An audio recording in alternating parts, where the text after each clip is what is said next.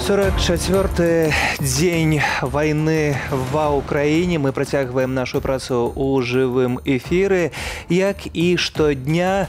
І на гэтым 44-м дню дзясяткі загінулых у Краматорску, еўрапейскія палітыкі ў Бучы. І таксама будуць іншыя тэмы. А для вас сёння ў студыі па-расейску працуе Маша Макарова. И по-белорусски мой коллега Сергей Подсосонный. 44-й день мы продолжаем рассказывать о том, что происходит в Украине, что происходит вокруг Украины и в мире. Давайте начнем с самых главных новостей к этому часу.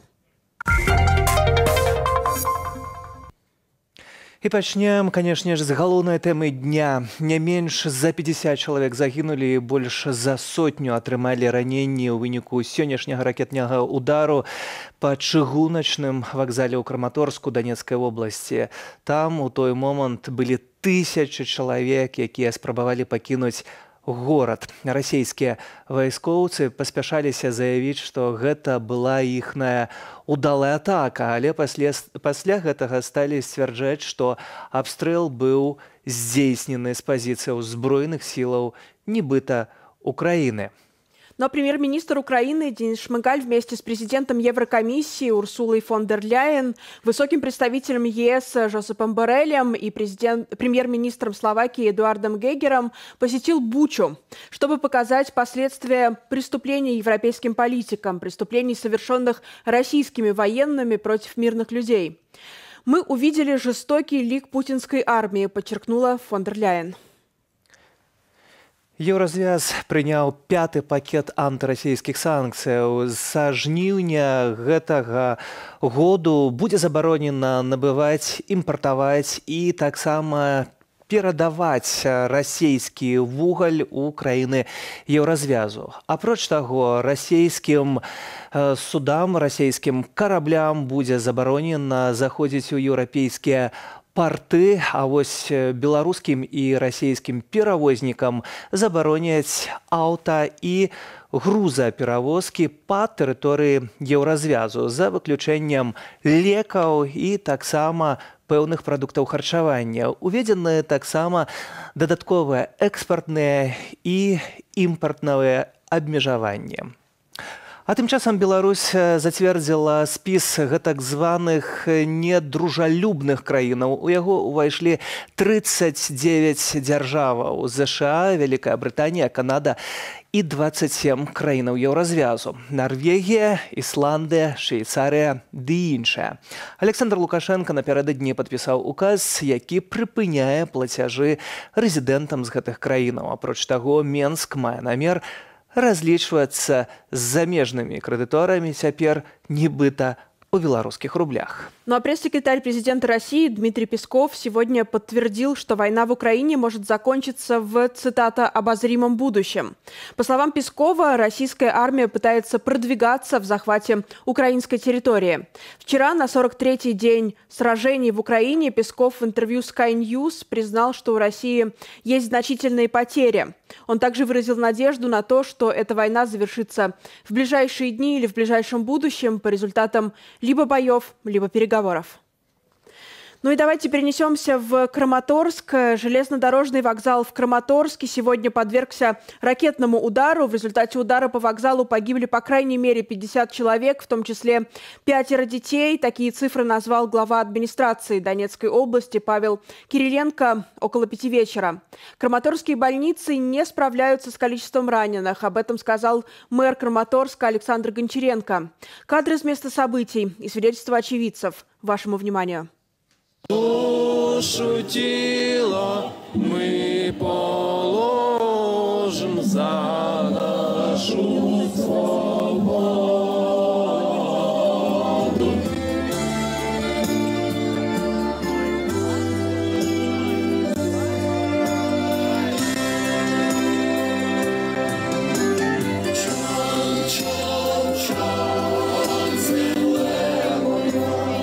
L'exode des habitants de Kramatorsk.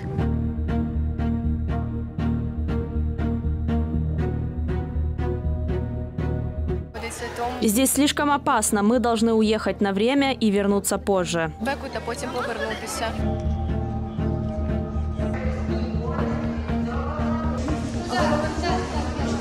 видишь в Фейсбуке, он перепугался, да, перепугался, боже, забит. Пусечка, тебя снимают, кошечки мои. Вот эта ракета убила десятки людей, десятки покалечила, а надпись на ней «За детей».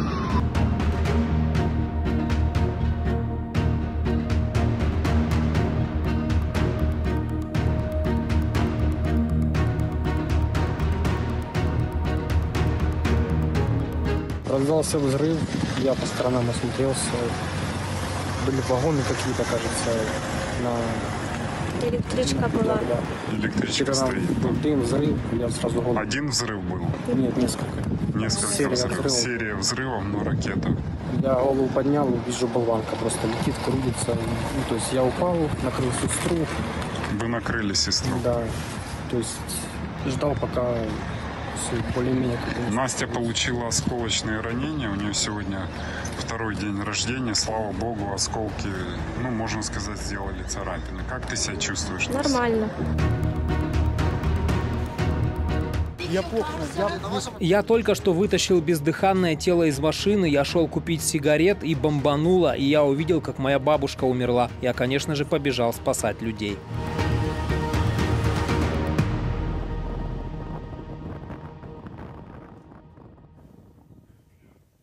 Министерство обороны России заявило о своей непричастности к ракетному удару по Краматорскому железнодорожному вокзалу в Донецкой области. Об этом сообщило российское государственное информационное агентство ТАСС. Кроме того, в ведомстве отметили, что тактические ракеты .У, обломки которых были найдены вблизи Краматорского железнодорожного вокзала, используются только якобы вооруженными силами Украины. Но эту информацию опровергают эксперты, аналитики из группы Conflict Intelligence Team. Они склоняются к тому, что это была российская ракета. Под сомнением остается лишь место, откуда она была запущена. Давайте послушаем, что аналитик Conflict Intelligence Team Кирилл Михайлов рассказал нашим коллегам. Украина говорит, что это была российская ракета, российская Минобороны говорит, что это была украинская ракета, которая якобы была запущена, чтобы сорвать эвакуацию. Что мы видим? Мы видим на видео фото ракету .У. Она есть на вооружении Украины, и Минобороны российской нам говорит, что на вооружении России ее нет. Однако мы знаем, что она еще в начале этого года стояла на вооружении 47-й ракетной бригады в Кореновске, которая, кстати, входит в состав 8-й армии, которая базируется, дислоцируется рядом с Донбассом постоянно. Сейчас части этой армии принимают участие в боях на Донбассе в том числе. То есть точки у них были буквально до января этого года, и скорее всего, они у них и остались. Кроме того, мы видели точки даже со знаками V в Гомельской области в Беларуси, а V, как мы знаем, помечалась та техника, которая с северо-запада российская наступала на Киев. Говорить о месте поражения, то мы примерно посмотрели, как лежит вот эта вот упавшая ракетная часть. Ну и можем предполагать, что, возможно, удар был нанесен с юга и запада, юго-запада.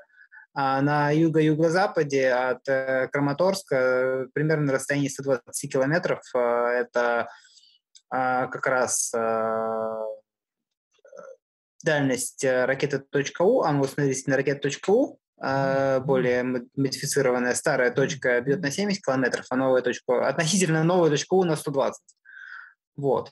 И в 120 километрах там есть российские и сепаратистские позиции в районе Волновахи, в районе Великой Новоселка и так далее.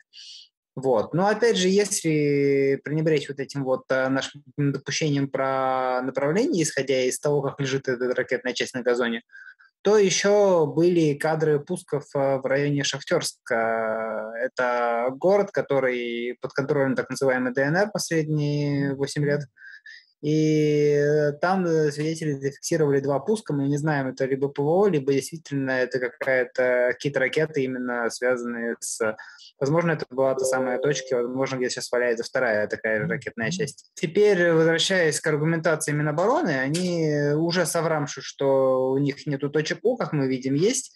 Они говорят нам, что это было якобы там с Доброполья, которое под контролем Украины, но слово на слово мы им не верим. Ну и еще они говорят нам, что это якобы было нужно для того, чтобы сорвать эвакуацию мирных жителей из Донбасса и чтобы использовать как живой щит.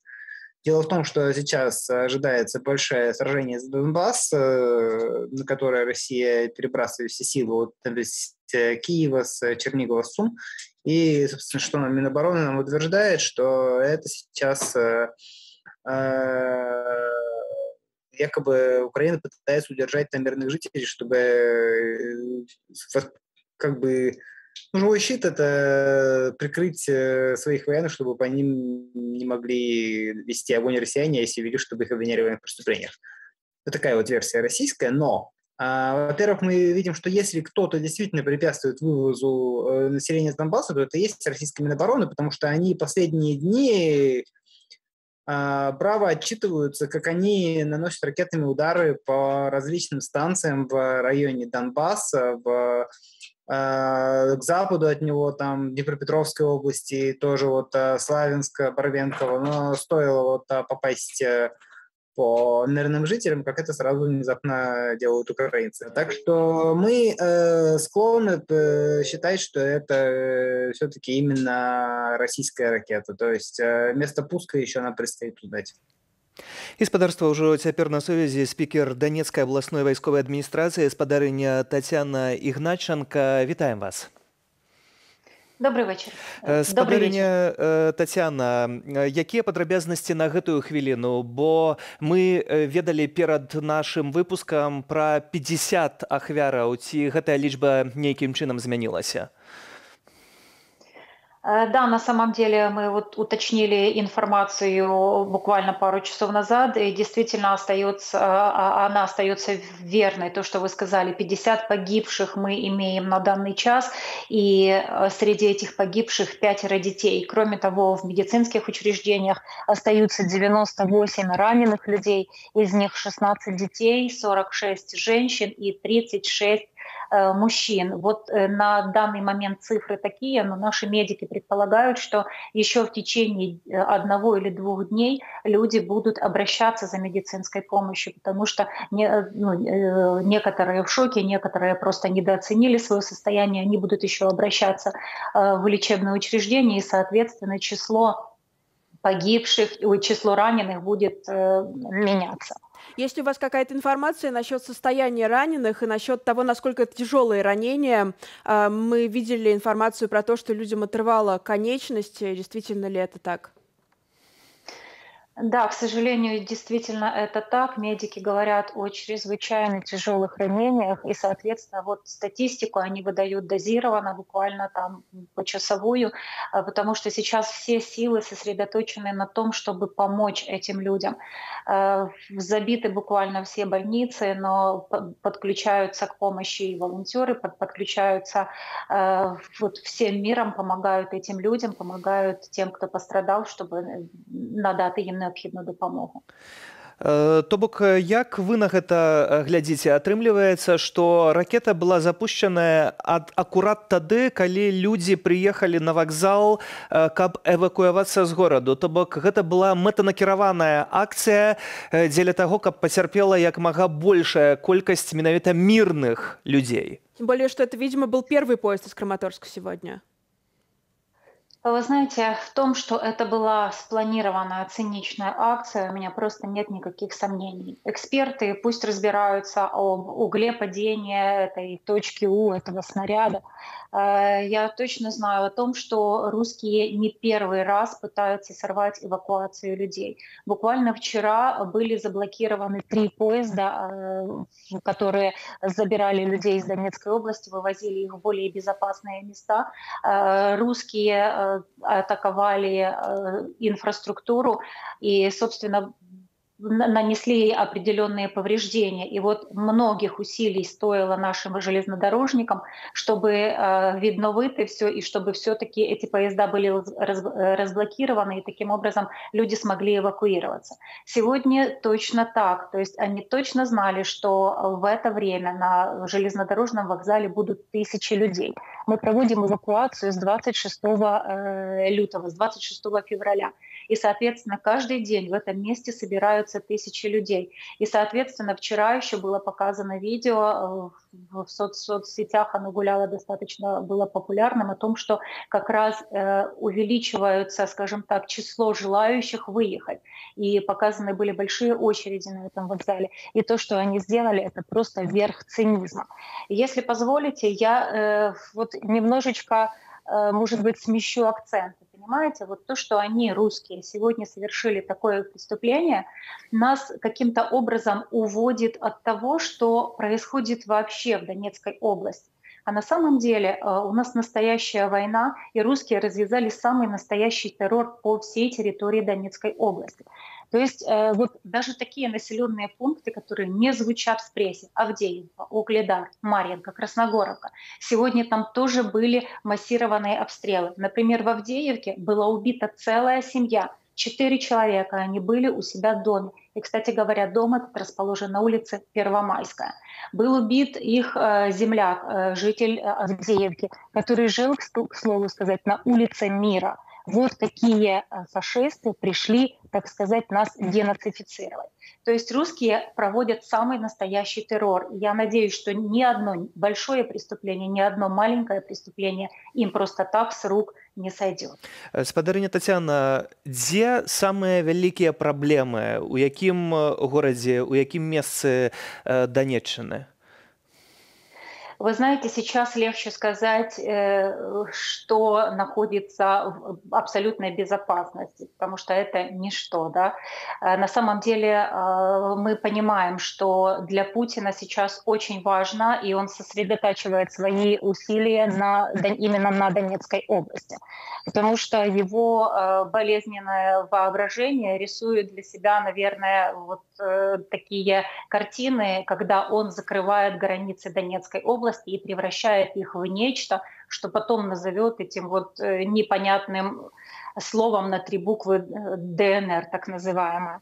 Но на самом деле мы понимаем, что сейчас по всей линии разграничения идут бои ожесточенные. Мы можем говорить о тех населенных пунктах, которые я уже назвала. Например, сегодня в Марьинке и в Авдеевке были частые, скажу корректно, частые атаки, которые все были отбиты. Но несмотря на то, что там себе придумал Путин, мы точно знаем, что наши военные не сдали ни одной своей позиции. Они очень серьезно и очень міцно тримают оборону, поэтому мы надеемся, мы знаем, мы верим в то, что все будет Украина. И что Донеччина все-таки останется Украиной. Як выглядае ситуація цяпер у Марыуполі і з кантролем Марыуполя?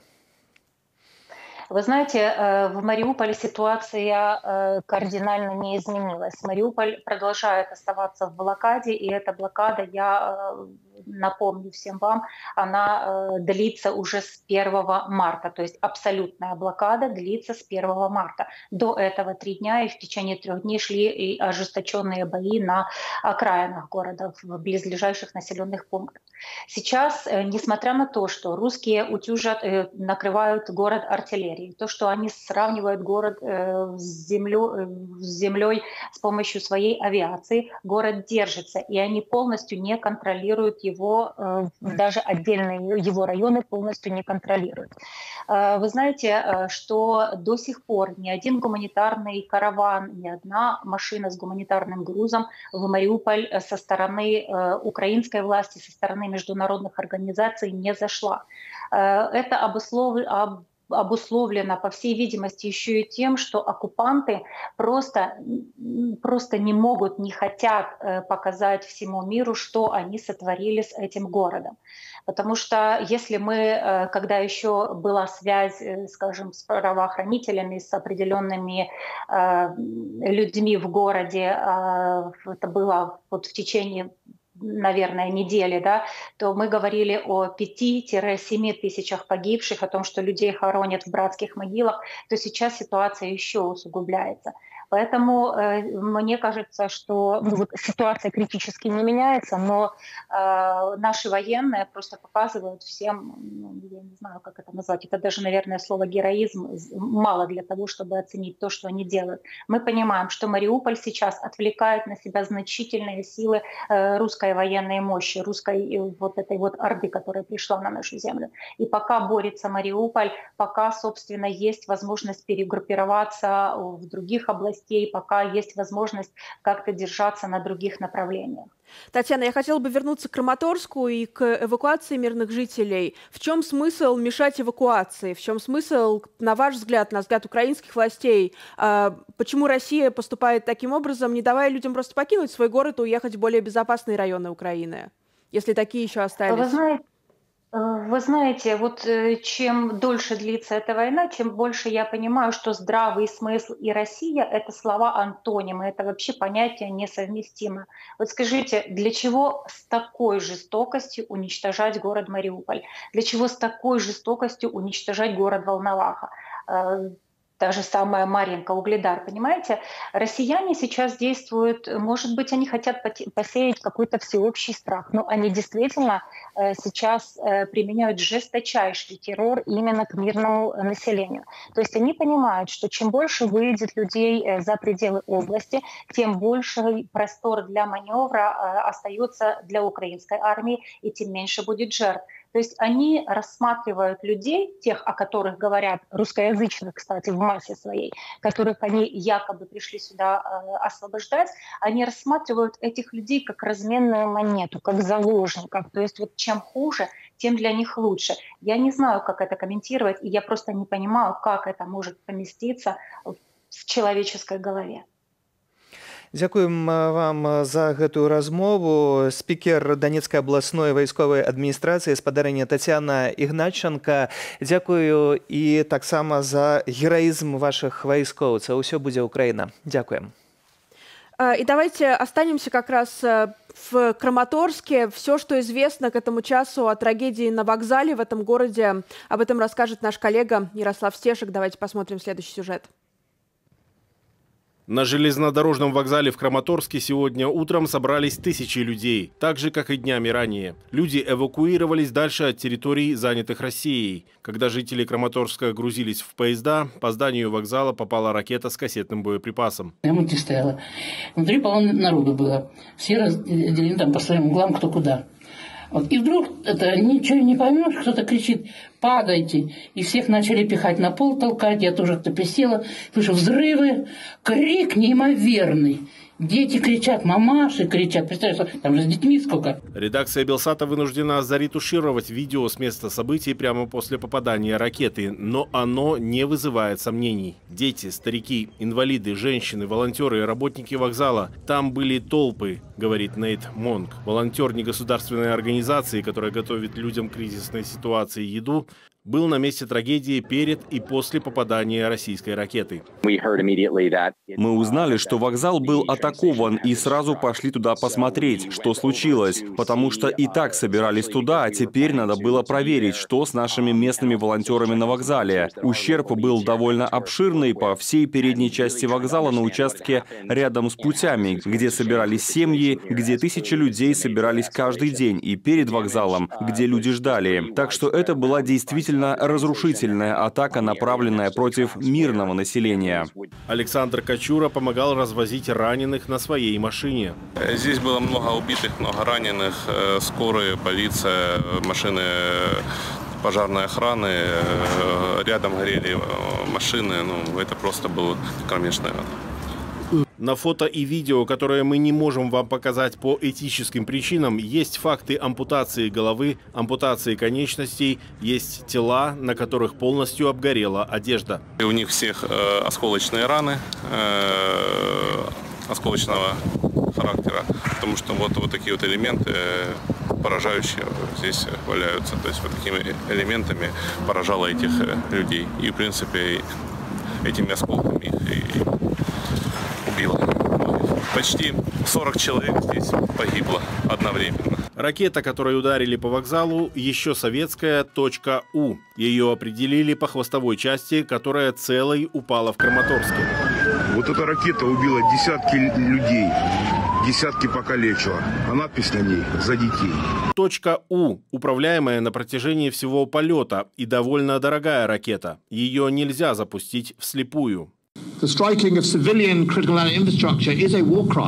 Нанесение ударов по гражданской инфраструктуре является военным преступлением. Это были высокоточные ракеты, нацеленные на людей, которые пытались найти гуманитарное убежище. И это не первый случай, к сожалению, когда российское государство, Владимир Путин и его генералы ведут войну против мирного населения. Москва, как обычно, все отрицает через Дмитрия Пескова и Министерство обороны.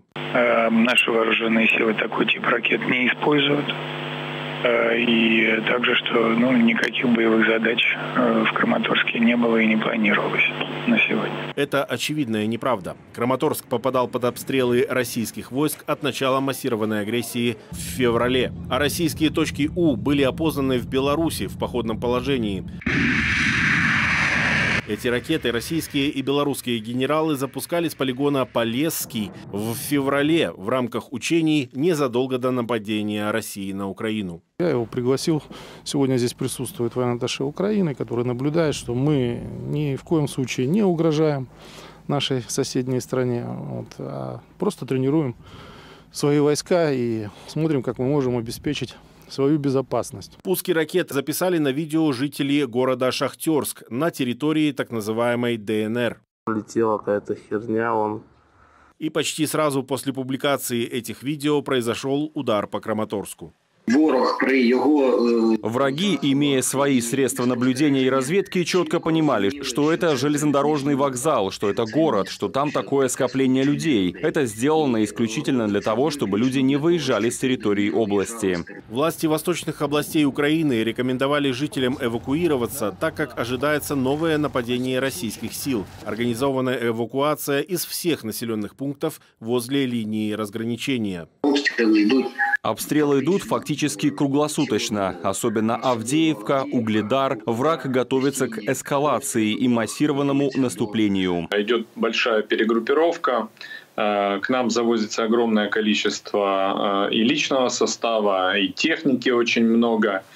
Почему-то пока видим и ротацию, то бишь они гоняют эту технику с одной стороны в другую. Президент Украины сообщил западным партнерам о нападении россиян на Краматорск, выступая в парламенте Финляндии. Мы все еще вынуждены просить системы и боеприпасы, а в ответ часто слышим, что надо подождать, пока наладят поставки истребителей, подождать противоракетные системы, подождать поставок противокорабельных ракет. Нам говорят, что надо вместе подождать. Но мы должны сделать все возможное, чтобы люди могли вернуться домой. Мы должны остановить Россию. Иначе, как заявил Зеленский, Финляндия будет следующей. Ярослав Стешек, Белсат. Президент Европейской комиссии Урсула фон дер Ляйен посетила украинский город Буча, место, где после вывода российских войск были найдены тела сотен мирных жителей. Урсула фон дер Ляйен и верховный представитель ЕС по иностранным делам и политике безопасности Жозеп Боррель уверили президента Украины Владимира Зеленского, что для Украины, цитата, «будет путь в ЕС». Ну и действительно, Урсула фон дер Ляйен заявила, что до лета ЕС рассмотрит вопрос о присоединению Украины к Европейскому Союзу. Давайте послушаем ее заявление. Здесь произошло немыслимое. Мы видели жестокий лик путинской армии. Мы видели, с каким безрассудством и хладнокровием они оккупировали город. Весь мир скорбит вместе с жителями Бучи. Украинцы защищают границу Европы, защищают человечество, защищают демократию. И поэтому мы поддерживаем их в этой важной битве. І уже цяпер спадарства з намі на сувязі палітолог Олег Саакян. Вітаем спадару Олег. Моє вітання. Да вас вельмі шмат пытанняў і да іх вернемся літаральна праз хвіліну, бо акурат цяпер выпуск навінаў. Калі ласка, застаньцеся з намі і таксама нашых гледачоў заахвочваем застацца да гэтай размовы.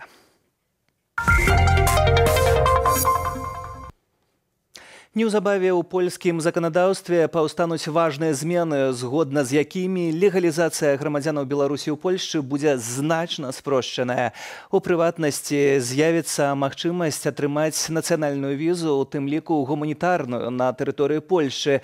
Працэдура легалізацыі атрымання карты побыту будуць абсалютна бясплатнымі і, апроч іншага, дадуць доступ да рынку працы. Апроч таго, грамадзяне Беларусі, якія застануцца ў Польшчы на падставе гуманітарнага віду на жыхарства, змогуць атрымаць польскі праязны дакумент, з ім падарожнічаць па тэрыторыі Еўразвязу. Пра гэта сёння паведамілі юрысты Цэнтру беларускай салідарнасці. Россия высылает 45 польских дипломатов. Они должны покинуть российскую территорию до 13 апреля. Об этом сообщили сегодня в Министерстве иностранных дел Российской Федерации. Там назвали это, цитатой, «ответной мерой на действия Польши». Персонами нон-грата объявлены сотрудники посольства Польши и генконсульств в Иркутске, Калининграде и Петербурге, а также директор Польского института в Москве. У следчым камітэце Беларусі агучылі канкрэтныя прэтэнзіі да затрыманых паводле так званай справы «Белапан». Дмітрыя Наважылава, Андрэя Александрова, Ірыну Леўшыну і Ірыну Злобіну абвінавачваюць, апроч іншага, у атрыманні прыхаванага фінансавання ад замежных арганізацыяў на суму не меншую, увага, за 1 мільён 600 тысяч долараў США, а паводле іншых крыніцаў каля 4 мільёнаў. Іх таксама падазраюць у парушэнні падатковага заканадаўства. Дата суда пакуль невядомая. Сейм Латвии принял решение сделать 9 мая нынешнего года днем памяти об украинцах, погибших на войне. В тот день государственные флаги в Латвии будут приспущены. На резиденции президента, зданиях Кабинета министров и Сейма рядом с латвийским разместят флаг Украины. 9 и 10 мая в Латвии отменят все развлекательные мероприятия и запретят использовать пиротехнические изделия. Беларуская партыя «Зялёная» падала заяўку ў Менгарвыканкам на правядзенне традыцыйнай акцыі «Чарнобыльскі шлях» 26 красавіка на сталічным востраве Слёз пад лозунгам «Не вайне». Заяўленыя арганізатарамі мэты не дапусціць удзелу беларускіх вайскоўцаў у расійска-украінскай вайне, запатрабаваць вывесці расійскія войскі з тэрыторыі Беларусі і выказаць салідарнасць з украінскім народам. Але калі Менгарвыканкам не дазволіць акцыі, не адбудзецца, папярэдзілі арганізатары.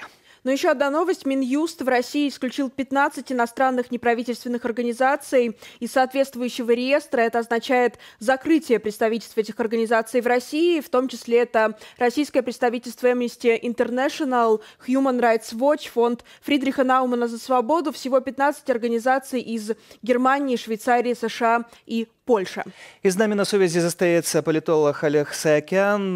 Спадар Олег, вяртаемся да вас. І таксама вельмі важны жэст быў зроблены еўрапейскімі чыноўнікамі. Старшыня еўрапейскай дыпламаты Жозеп Барэль, таксама старшыня Еўракамісіі Урсула фон дер Ляйен, ну і прэм'ер Словаччыны Эдуард Гегер, якія прыехалі не толькі ў Кіеў, прыехалі у Бучу, а прэм'ер Словаччыны яшчэ прыехаў і з комплексам С-300. Усё гэта дае нейкую надзею. Ну, С-300 приехал, не с ним, он приехал чуть-чуть раньше, и на западной границе в тот момент, но уже в Украине. И объявлялось постфактум, когда уже был доставлен в Украину. Конечно же, эти визиты – это очень значимые символические события. Это знаки солидарности с Украиной, во-первых. Во-вторых, поездка в Бучу – это очень важный на сегодня визит, так как это возможность посмотреть собственными глазами, что там произошло. Хотя, конечно же, Буча сегодня, Ирпень сегодня – это уже чуть-чуть другая картинка, ведь там устроили, сначала зашли саперы, разминировались, потом зашла полиция, начали запускать частично и людей к своему имуществу, и там произошла уже такая себе субботник, скажем, волонтерское движение вместе с коммунальными службами. Сейчас эти города пытаются привести в более-менее удобоваримый вид для того, чтобы дальше они начали восстанавливаться. Поэтому, конечно, картинка уже не столь апокалиптична, но тем не менее показывает и дает возможность понять масштабы той трагедии, которую принесла Россия на нашу территорию. И, кстати, раз уже заговорили о Буче и Ирпене, об этих территориях сегодня уже подтвердилась и от Министерства энергетики Украины информация о том, что таки значительная часть российских солдат, которые заходили с территории Беларуси через Чернобыльскую зону, окапывались там, вернулись, что они действительно значительно облучены. С дозиметром прошлись по тем территориям, уже замерили часть техники, которая была брошена, разрушенной техники, уничтоженной, имеется в виду, сухпайков. Данные зашкаливают. Поэтому сейчас каждый из этих людей, ирония в том, что вернется с частичкой Украины в себе. И эта частичка Украины в течение года, максимум нескольких лет, будет этих людей медленно убивать, поскольку их заставляли окапываться, разрывать землю, которая радиоактивная, с глубиной 15 сантиметров приблизительно, там как раз слой, который был на 86-й год. И проводить там время, плюс техника, около 10 тысяч единиц, они взяли в себя в эту радиацию. Поэтому те, кто взаимодействует сейчас на территории Беларуси с российскими солдатами, будьте крайне осторожны. Каждый из них – это фактически ходячий реактор радиации, и это может угрожать вашему здоровью. Вы кажаце, што яны вернуцца з часткай Украіны ў сабе, але калі вернуцца, бо гаворка ідзе пра тое, што іх перакідваюць на ўсходні фронт, на Донбас. І вось тут вельмі сур'ёзнае пытанне, бо мы тут з Машай сядзелі ў студыі, абмяркоўвалі гэты момант, што неяк вельмі ціха зрабілася, ці гэта такое зацішша не перад нейкай сур'ёзнай вельмі ваенная аперацыя, якая разгарнецца зараз на ўсходзе Украіны? Смотрите, я такое же мнение придерживаюсь, однако первый момент. Не этих солдат во многом перебросят. Этих солдат необходимо, часть из них на лечение, а часть из них им даже не скажут толком, засекретят их диагнозы, но они будут небоеспособны. Вся стратегия и тактика военных действий, она гласит о том, что 3 недели могут воевать, до 6 недель могут еще боеспособность 5 недель приблизительно сохранять, но после этого солдаты уже не могут выполнять эффективно свои задачи, тем более, когда это не оборонительная, наступательная война. Поэтому, скорее всего, значительная часть из них будут уведены в резерв, либо уволены, потому что они не смогут выполнять эффективно боевые задачи. Ну, а часть из них, конечно, перебросят, их просто растворят другой кровью, и они будут составлять некий процент в тех подразделениях, которые на Востоке. Это первый тезис. Второй тезис относительно бури. Буря уже началась. Уже мы видим наступление по нескольких направлениях. Украинская армия и тероборона эффективно противостоит этому, удается сдерживать эти атаки. Это около десятка атак только за сегодняшние сутки, не говоря уже об обстреле в Краматорске ЖД вокзала с мирными гражданами, которые ждали эвакуационный поезд. Но это просто за гранью мыслимых зверств, которые уже, я просто не знаю, где дно. Тут уже перестаешь удивляться, потому что просто не понимаешь, какое еще зверство можно ожидать от россиян. Но, тем не менее, серьезное усиление боевых действий, оно уже сейчас происходит. А вот какой-то грандиозной военной операции у России сейчас нет ресурсов для того, чтобы ее эффективно провести. Там наиболее укрепленные украинские войска. Фланговые атаки клещей с юга и севера, например, с Харьковского направления, с юга, с Херсонского направления, это очень прогнозируемые атаки, к которым также украинские военные, безусловно, готовятся. Поэтому ожидать сейчас, что России, вернее, как мы можем ожидать, что действительно усиление боевых действий будет происходить, оно происходит уже сейчас, но ожидать какого-то прорыва и серьезного изменения военной ситуации, скорее всего, нет. Уже у России этот момент был упущен. Появилась информация вот буквально 15 минут назад, что в поселке Макаров в Киевской области были обнаружены тела 132 мирных жителей, которые были убиты по заявлению властей российскими войсками. Сегодняшний обстрел в Краматорске, до этого Буча и другие пригороды Киева. Все эти убийства мирных жителей, людей, которые эвакуируются, людей, которые живут в своих городах. По-вашему, это стратегия российского государства? Если да, то какова цель за этим? Я думаю, что это не стратегия, это просто неотъемлемая часть ведения ими войны. Давайте посмотрим все войны до того. Каждая из них сопровождалась подобными действиями. И чеченская кампания, и до того, и афганская. Первая причина – то, что российские войска иначе воевать не умеют.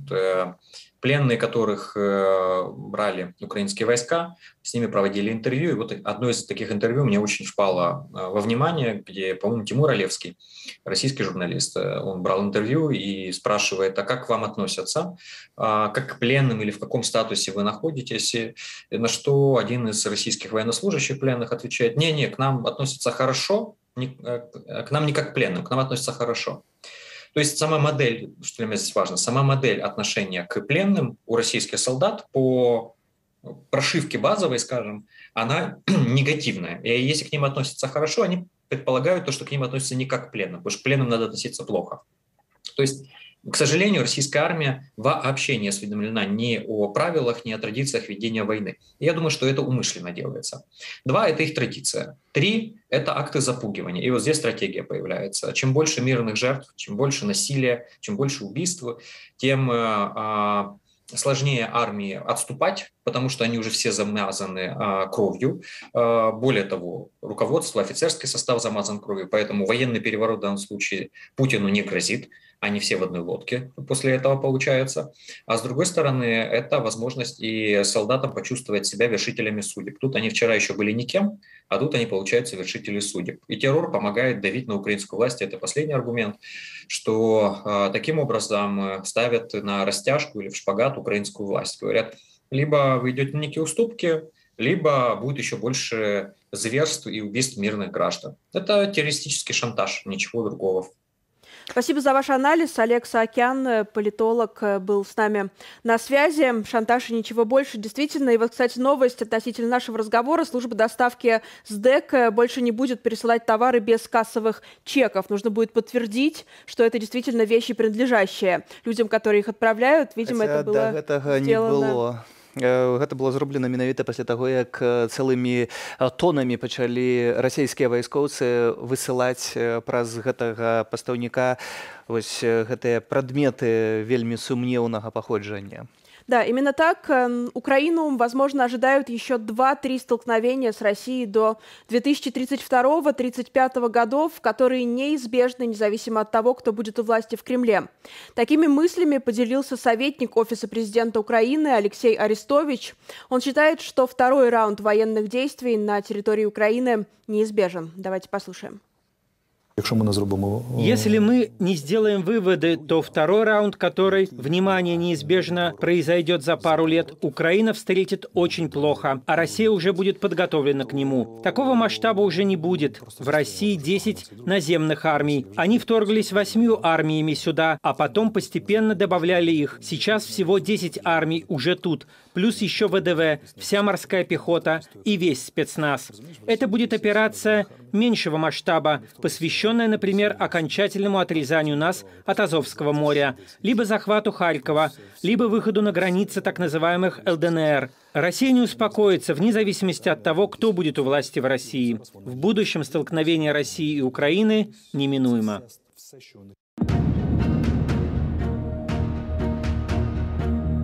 Вот эта ракета убила десятки людей, десятки покалечила. А надпись на ней «За детей».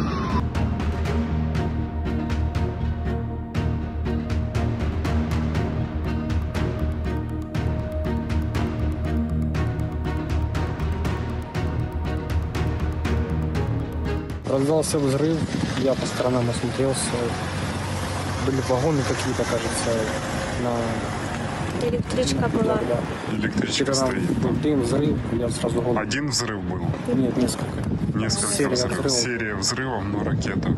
Я голову поднял, вижу болванка просто летит, крутится. Ну, то есть я упал, накрыл сестру. Вы накрыли сестру? Да. То есть ждал, пока все более-менее... Настя получила осколочные ранения. У нее сегодня второй день рождения. Слава богу, осколки, ну, можно сказать, сделали царапины. Как ты себя чувствуешь? Нормально. Я только что вытащил бездыханное тело из машины, я шел купить сигарет и бомбануло, и я увидел, как моя бабушка умерла. Я, конечно же, побежал спасать людей.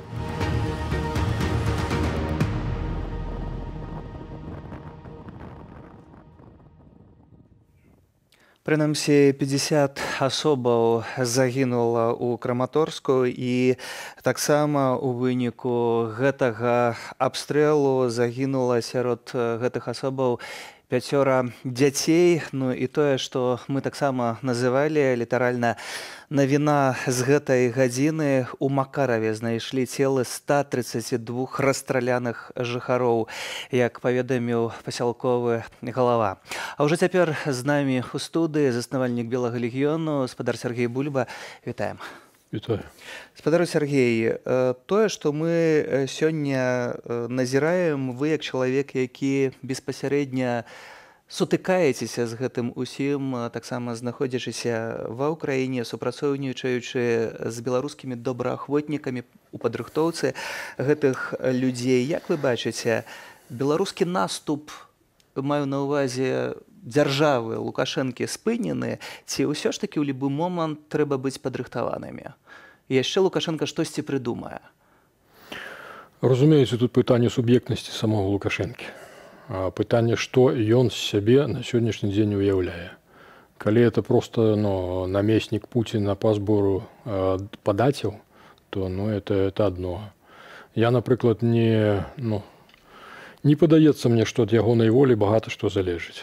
Тым больш Расія адкрыта дэманструе. Вы бачыце, ад самага пачатку гэтых навучанняў там нічога не адпавядала папярэднім планам. Ні колькасць заяўленая, ні графікі, ні беларускі генштаб часам з тэлеграм-каналаў даведаўся пра перамяшчэнне расійскіх падраздзяленняў і што яны робяць і як яны робяць. Ходзяць як у сябе дома і ні пра што не пытаюцца. Абсалютна. Так што пры гэтым раскладзе як бы спадзявацца, што роля Лукашэнкі тут надта вялікая, я б так не рабіў. То бок у войску беларускім, не ведаеце, тут беларускім адпаведнае слова, беларускай дзяржавы ці дзяржавы Беларусі ўжо расійскае камандаванне? А што вас здзіўляе? Глядзіце, вот падобная работа была ва ўкраіне пры Януковічы. Так это быў кароткі, як бы так, адносна кароткі перыяд. Да гэтай пары не могуць да канца справіцца.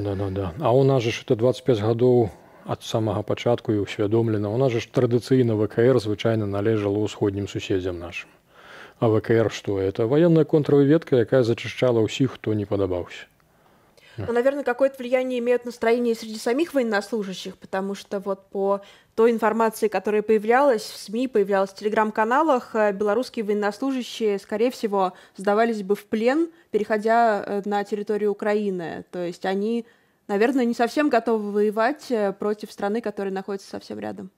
А як лепей по-руску отказывать? Да. Можете говорить по-белорусски, как вам удобно. А глядите, значит, мы поднимали пытанне, реально мы як бы разумели заранее пра магчымыя такія падзеі, і мы як бы так трошку так спрабавалі зразумець, асэнсаваць, што як будзе. І мы выходзілі на украінскія ўлады з прапановай, што менавіта ва ўкраіне можа быць створана вот это вот прататып будучага беларускага войска, якое ў тым ліку будзе займацца вызваленнем Беларусі. Ад пачатку мы як бы атрымалі, як бы Украіна дастаткова жорсткую пазіцыю заняла, абгрунтоўваючы это тым, што не грамадзяне Украіны не могуць займаць афіцэрскія пасады ва ўкраінскім войску. А натуральнае разуменне беларускіх вайскоўцаў, разумееце, беларускія афіцэры і вайна это абсалютна не паралельна. Да. Таму калі, напрыклад, тут размаўляеш з беларускімі афіцэрамі, прапануеш, што давайте вот вы пяройдзеце на бок Украіны. У іх адразу ўзнікае пытанне: о, класна, нам эта ідэя падабаецца, а якую нам пасаду дадуць, а дзе нам кватэру дадуць, а дзе нашы жонкі будуць працаваць. А украінскія афіцэры мяне запытаюцца: слухай, а хаця б адзін цябе запытаўся, дзе яны ваяваць будуць? Я кажу: не, бо это ж беларускі. Чаму я кажу, што такое ўражанне, што для нашых военных, як бы, разумееце, вот яны, а вайна это недзе, это не пра іх. Таму у іх гаворка ідзе вельмі часта пра расійскія заробкі і пра тое, што калі прыйдзе Расія, што яны будуць, як і расійскія вайскоўцы, мець яшчэ больш. Ну вот яны таксама спадзяваліся, што яны таксама змогуць ва ўкраінскую армію пераходзіць, менавіта як бы па сваёй пасадзе, што ім адразу і кватэру дадуць, і ўсё, і павага, і пашана, таму што яны такія прыгажуныя. А украінцы адразу сказалі, што не, нам такія не патрэбны, будзем расстрэльваць. Ну это так вот у прыватнай размове. Я кажу: ну за што ж, яны ж вот шчыра як бы, не можам усё. Добра, пачалі шукаць варыянты. Я кажу: вы вот давайте ў гісторыю трошку як бы зірнем назад. Я кажу, у свой час ва ўкраіне, напрыклад, была створана армія чэшская на Слабажаншчыне. Это давно было, это, маўляў, это не зусім тое. Добра, пачалі шукаць далей. Прыводжу прыклад. А давайте, вот кажу, звернем это самае увагу на досвед арміі Андерсу у Брытаніі. Калі палякі, не прысягаючы каралеве, але ж цалкам сваімі аўтаномнымі падраздзяленнямі разам з брытанцамі ваявалі з немцамі і потым вярнуўшы ўсё ў сваю краіну Польшчу, менавіта на іхняй базе было створана войска польскае, разумееце? Я кажу, давайте вот по такім варыянце пойдзем. Ну вот тут яны трошку прызадумаліся, як бы, ну і пашла ўжо нейкая работа, як бы абмеркаванне. Цяпер хіба гэта абмеркаванне? Яно закончылася на тым, што патэлефанаваў міністр абароны Беларусі, міністру абароны Украіны, і по маёй інфармацыі ён яго прасіў таксама гэта пытанне больш нідзе не. Але гэта было да вайны. Это было яшчэ да вайны непасрэдна, да. Сёння, напэўна, гэта сітуацыя вельмі грунтоўна змянілася, вельмі сур'ёзна, бо сотні, можам казаць, хіба называць сотні беларусаў у батальёнах самых розных змагаюцца ва ўкраіне. Ну, тут я вас трошку расчарую. Украіна, трэба разумець, што за час пачатку вайны ў Украіну вярнулася каля 300 000 мужчын, якія свядома гатовыя бараніць сваю радзіму. Якія разумеюць, яны кінулі бізнес і ўсё, яны кінулі ў Еўропу, яны прыехалі атрымаць зброю і бараніць сваю радзіму. І вот на гэтым фоне вот это вот уздыму патрыятызма некалькі соцень беларусаў, яны як бы даруйце, ну это для нас каштоўна. Гэта беларускацэнтрызм такі, да, так, это беларусацэнтрызм, не больш таго. Я наколькі размаўляў вот з гураўцамі, з эсэсошнікамі, баявыя хлопцы адназначна гавораць, што, кажа, не пераацэньвайце. Па-перш за ўсё, для нас вы прадстаўнікі ворага, таму што з вашага боку ляцяць ракеты. Вот тут, дарэчы, я бы вот вельмі шчыра падзякаваў ім за вот эту мужнасць і цярпенне. Колькі з нашага боку гадасці ляціць, а яны ні разу, заўважце, ніхто ні ў кого нервы не сарвалі, ніхто не адказаў па беларускай тэрыторыі, менавіта для таго, каб вот захаваць перспектыву для будучых усё ж таки гэтых братэрскіх адносінаў двух братскіх народаў. Да. Но все же как относятся к белорусским добровольцам в Украине, в том числе украинские военнослужащие, потому что все-таки батальон Калиновского стал частью украинской армии. Я не завершил, да, вот попереднюю думку. Что яны просят? Яны кажут, больше постарайтесь это самое асэнсаваць, что на фронте вы як бы так не станете теми, кто принесе перелом. Як бы и ваша колькасная, и ваш якасны склад, то, кажа, нам будзе значна большая дапамога, калі вы дома арганізуеце ў сябе партызанскую работу. Яна таксама арганізаваная. Да літаральна тое, што гавораць украінскія ваякі, сапраўды. Гэта і гаюн, інфармацыя, которая паступае, гэта вельмі важна. Гэта адзін момант, другі момант, гэта рэйкавая вайна, хіба гэта таксама бачна, і бачна, як на гэта рэагуюць таксама так званыя сілавікі ў Беларусі, калі прастрэльвалі хлопцам калені. Да. Хлопцы думали, что да, что это жарты, оказывается, это уже не жарты. У меня есть информация больше того, что вот это российские войски, якія на белорусской территории, калі, напрыклад, была информация, что хлопцы, якія пачалі адсочваць іскандеры, что их просто адразу беларускае КГБ забрала на 15 суток, потым яны месяц прайшоў, яны яшчэ не выйшлі. Так вот, кажуць, расейцы ўключыліся, яны просто наших, хто да іх папаўся, уже не вяртаюцца. То бок шукаюць заўсёды, за што можна працягнуць яшчэ гэтае ўтрыманне. Стандартна вядома, што такая інфармацыя з'яўляецца дастаткова закрытай, так? Яна так выглядае. Но але ўсё ж такі для нас, як бы там ні было, гэта вельмі важна. Хаця, напэўна, і для Украіны вельмі важна, што нават гэтыя сотні беларусаў прыязджаюць і змагаюцца. Гэта адзін момант. Другі момант тое, што тут таксама, напэўна, сотні беларусаў гэта валанцёры, якія у тыле ворага, у тыле дапамагаюць. І гэта таксама вельмі важна. Плюс валанцёры, якія памагаюць у Польшчы тое жа, там, у Чэхіі, у Нямецчыне, у іншых краінах еўразвязу. Бо без такой дапамогі 4 мільёны уцекачоў таксама немагчыма весці вайну. Да, безумоўна, і Украіна мае досвед. Я вам шчыра скажу, от маё разуменне, я як бы ў Украіне сустракаў 14 год, і мінулую першую фазу вайны, і зараз. Я вам скажу, што вот маё асабістае ўражанне, што Путін ніяк не можа даацаніць волю народа. Вот ён прывык, як у Расіі, у Беларусі ім скінулі нейкі закон, это самае, там пару чалавек адлупілі, пасадзілі, усе астатнія пахаваліся, ўсё. А вот з Украіна ён, па-моему, другі раз ён пралічваецца з гэтым. Тут сапраўды ёсць народ і ёсць ягоная воля, якая вызначальная. Гэта вельмі цяжка зразумець у аўтарытарнай дзяржаве, калі народ сапраўды нічога па сутнасці не вырашае. Так людзі выходзяць і ў Маскве, і ў іншых гарадах расійскіх на вуліцы, іх затрымліваюць, і на гэтым кажуць, што ўсё скончылася, нібыта. Але гэта ініцыятыва дапамогі таксама ў той жа Польшчы, дзе мы знаходзімся цяпер, гэта ўсё ідзе знізу. Звычайныя людзі бяруць да сябе грамадства. У гэтым якраз і сіла і ёсць, да. Ніхто нікога не прымушае, і таксама тых беларусаў, якія ідуць у батальёны ваяваць ва ўкраіне, іх жа таксама ніхто не прымушае. Так. Калі вы з імі размаўляеце, што яны кажуць? Дык мы ўсе адно і тое ж мы разумеем, што для нас это таксама святая вайна. Таму што мы разумеем, што лёс будучай Беларусі і ў тым ліку Расіі, ён зараз вызначаецца ва ўкраіне, разумееце? Я як бы адмятаю ўсе вінавачанні, я трошку як бы так гавару са сваімі аднакурснікамі, афіцэрамі, якія ў Беларусі. Я часам здзіўляюся, якія там, ну вот, это ж амерыканцы, это ж, слухайте. То есть они верят российской пропаганде? Да. Вот это меня шчыра здзіўляе. Я калі пачынаю гаварыць, що там же ж эти бендеровцы, я кажу, слухайте, якія бендеровцы? По-моему, вот, у маім разуменні свет падзяліўся на белыя і чорныя. Вот тут вот ёсць свабода, хай яна там мае свае хібы, як бы так, там нейкае карупцыйнае, заканадаўчае, яшчэ нешта. Але ж Украіна это жывы механізм. Ну, разумееце, это жывы арганізм. Як бы это адзіная краіна, дзе ёсць змяняемасць улады нейкая, в адрозненне ад Расіі, ад Беларусі, ёсць выбары, да. І людзі ўплываюць на гэтыя выбары, людзі нешта значаць. Ну. Есть возможность протеста, этот протест имеет реальную силу, прежде всего. Абсолютно. То бок, разумееце, это даўно ўжо па-за нацыянальным. Тут менавіта свабода, не свабода, свабода і рабства. Вот я б вот эту лінію раздзялення правёў. І ўсе, натуральна, беларусы, якія едуць, это якраз вот з тых вот рэдкіх беларусаў, якія таксама разумеюць, што лепш загінуць свабодным, чым усё жыццё вот гарбець рабом. Некоторые гинуть. Да, я все-таки вернусь к своему вопросу о том, какое отношение украинских военнослужащих к белорусским добровольцам. Что вам рассказывали? Насколько их принимают, насколько видят действительно. Разумеете, есть одна такая вот адрозненне беларусаў ад украінцаў. Вот мы беларусы, мы все пропускаем через голову. То бок мы себе проанализуем, всю информацию сопоставим и вот вынесем себе ментальное решение. Все.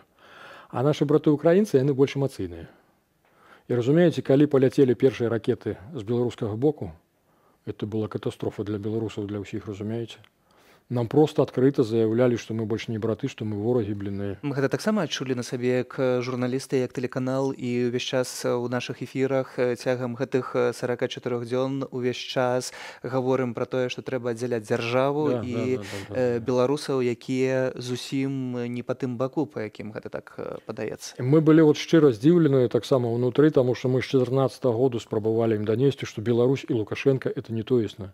Што беларусы і Лукашенко это якраз не дзякуючы, а насуперак. А яшчэ хіба больш складаная сітуацыя з батальёнам расійскім, бо з'явіліся і расійскія вайскоўцы, свабодная Расія, якія прыехалі ва Ўкраіну ваяваць. Я памятаю хлопцаў з 2014 года, ну Ілья Богданов, той же і багата хто, ён же ж малады хлопец тады, з ФСБшнік перайшоў стралей, ну. То бок там як праходзіць такая верыфікацыя, наколькі вось гэты момант даверу? Ну, слухайте, складана, все мы проходим, як бы это самое, на полиграфы запускают, и психологи, як бы, размовляют долго, и, а бывает, что и не один раз, и чем больше, як бы, тебе подпускают, тем больше, як бы, так приходится ступенью верификации проходить. А потом, наверное, просто проверка боем, как это бывает на войне? Натурально.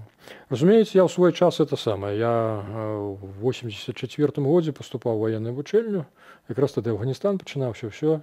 Я туди прийшов батькам перед військовою вучельнею, ще це саме заявив, що я пишу рапорт добровольцям в Афганістан.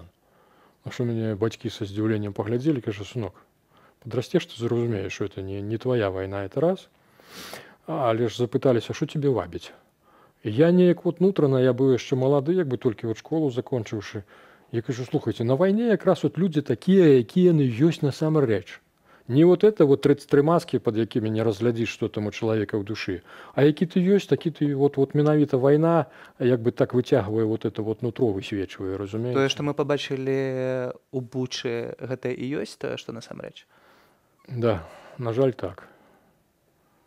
Я з'язджаў якраз з Сарпеня, это была, конечно, это самое, мы жили там, это самая эпичная картина, мы едем у Киев на белорусских номерах, абсолютно свободная чатырохпалосная дорога, а насустрач 6 полос украінцаў, якія выязджаюць з Киева куды-небудзь і мы адны як ну, ведаеце, але ж карціна насамрэч вельмі жудасная.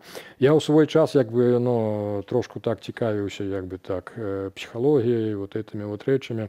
Я, напрыклад, не быў здзіўлены, што падзеі 2014 года былі звязаны з Марыуполем, таму што у Марыуполі мне здавалася, это якраз канцэнтрат савецкіх людзей быў свой час. Таму што у іх з імі пачынаеш гаварыць, яны заўсёды знойдуць у іх нехта вінаваты ва ўсім іхніх праблемах. Не ён сам, а як заўсёды там якія-небудзь амерыканцы ці жыды, там яшчэ не, там это куча этих па спісу, што называецца.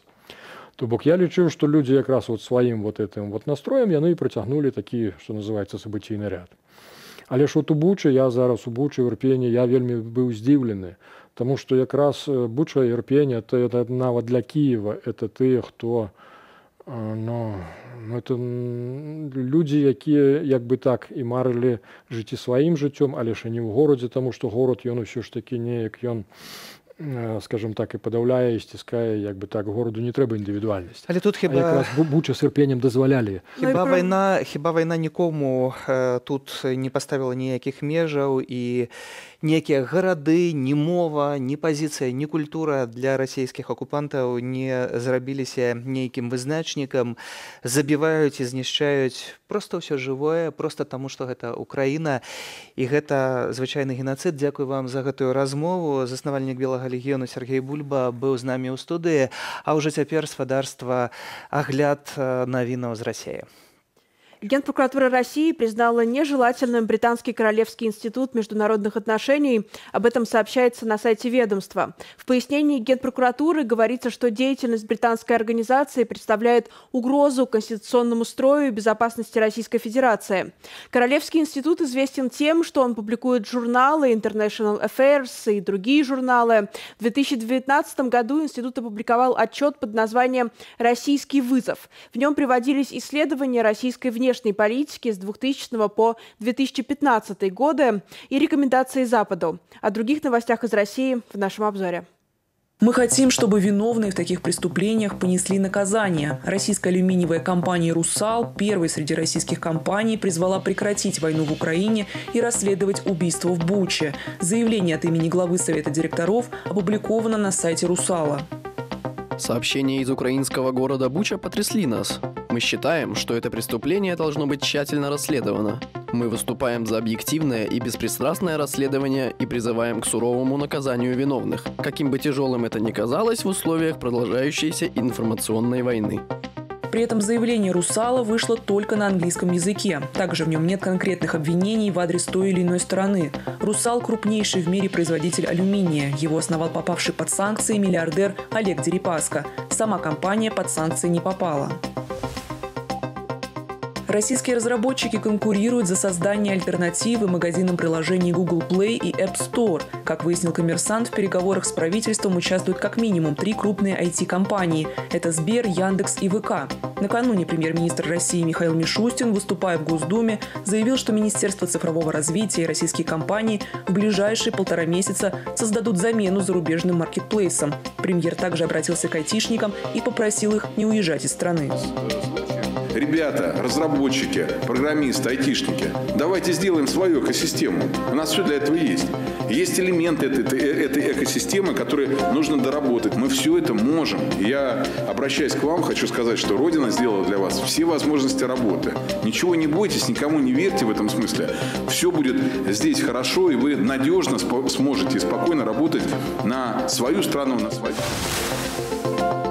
Лидер парламентской партии «Справедливая Россия за правду» Сергей Миронов предложил отменить ЕГЭ из-за нехватки офисной бумаги.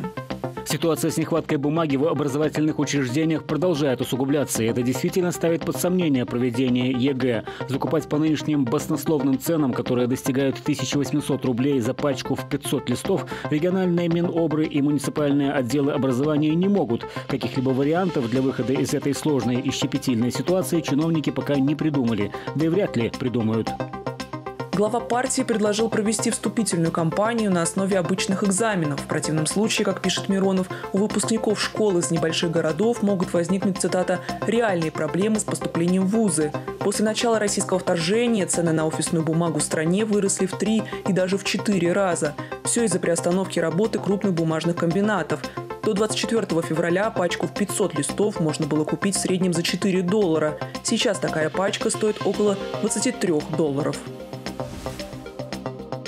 Бизнес-клиенты российских банков меняют доллары и евро на юани. По данным газеты «Коммерсант», бизнес-клиенты крупных банков стали активно открывать счета в юанях в марте. Например, с начала года в российском Тинькофф банке объем средств на счетах в китайской валюте увеличился примерно в 8 раз, а в МТС банке в 4 раза. В одном из банков рассказали, что счеты в юанях в основном используют компании, торгующие запчастями, текстилем и пищевыми продуктами. Также сделки в юанях стали проводить российские угольщики и нефтяники. Но операции с китайской валютой все еще отстают от объемов торгов с долларами и евро, отмечает газета. В Москве прошла церемония прощания с бессменным лидером партии ЛДПР Владимиром Жириновским. Попрощаться с политиком приехали все высокопоставленные чиновники, в том числе глава Минобороны Сергей Шойгу, министр иностранных дел Сергей Лавров и Владимир Путин. На прощание с лидером ЛДПР выстроилась очередь в центре Москвы. Жириновский умер 6 апреля, ему было 75 лет. Впервые о смерти Жириновского СМИ писали 25 марта. Но тогда спикер Госдумы Вячеслав Володин назвал это фейком. В ЛДПР пообещали разобраться с теми, кто написал о кончине политика.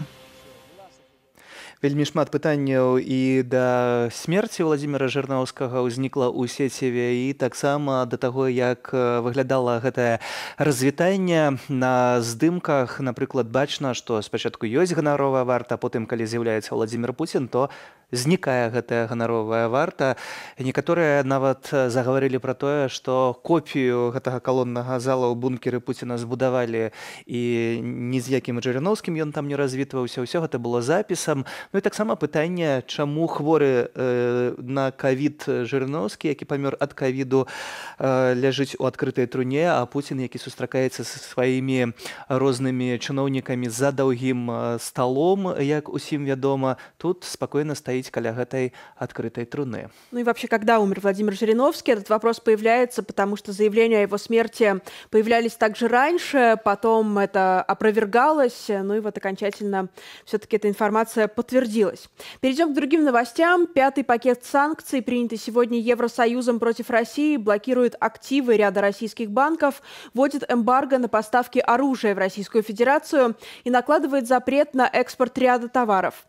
Кроме того, страны ЕС согласились ввести угольное эмбарго, запретить белорусским и российским автоперевозчикам въезд на территорию Союза, а судам под российским флагом вход в порты. Подробнее о новых ограничениях в нашем сюжете. Уже с августа этого года Евросоюз вводит эмбарго на импорт угля и других твердых энергоносителей из России. Кроме того, российским судам запрещено входить в порты Евросоюза. Также вводится запрет на грузовые автоперевозки российских и белорусских транспортных компаний. Правда, на некоторые грузы новые санкции не распространяются.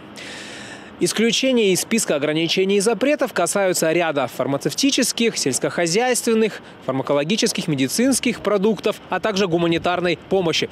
Кстати говоря, и российские суда могут продолжать заходить в порты ЕС, если заходят с этими же грузами, а также с грузами энергоносителей. Уже более 3 недель активисты проводят акции по блокированию автомагистралей. Десятки граждан Украины, Беларуси, Польши и Германии перекрывают дороги, чтобы фуры, которые везут товары в Россию, не могли туда попасть. За последние сутки ни одна фура не пересекла границу, сообщает украинский активист Евгений Климакин. Мы тут праздновали небольшую победу. 5-й санкционный пакет принят, и это значит, что мы прощаемся с транспортными фирмами из России и Беларуси. Скоро они совсем исчезнут. Правда, как говорят сами активисты, проблема не решена, потому что фуры из других стран продолжают перевозить товары, а это значит, что европейские фирмы продолжают вести интересы с Россией и тем самым финансировать через налоги войну в Украине. Ежедневно, согласно польским официальным данным, через границу между Польшей и Беларусью проезжает более 1000 фур. Внедрение ограничения не являются критическими, уверены эксперты. Общие потери российского экспорта составят около 5 миллионов евро в год. Это всего лишь 0,1% всего экспорта. Фурами везут больше товара народного потребления, да, причем в России. Соответственно, поставки из России сырья по железной дороге через порты, там услуги где-то еще, они пока сохраняются.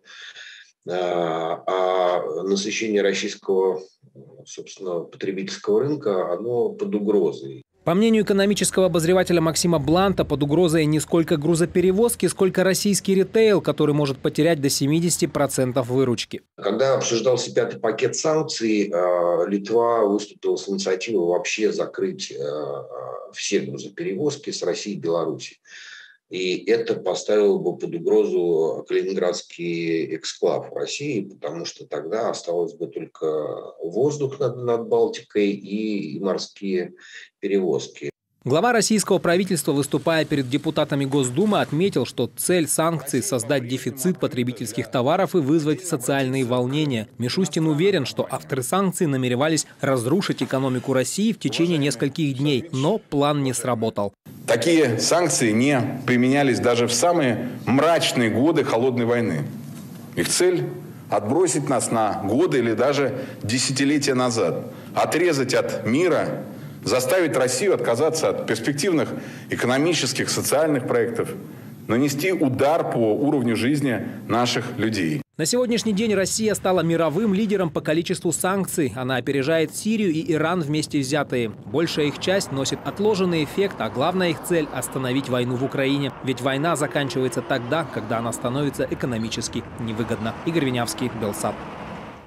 Ну вот премьер-министр России Мишустин говорит, что не было никогда таких санкций, даже во время холодной войны, ну, может быть, потому что война была холодной, а не горячей. Хочется здесь продолжить, в общем-то, его мысль.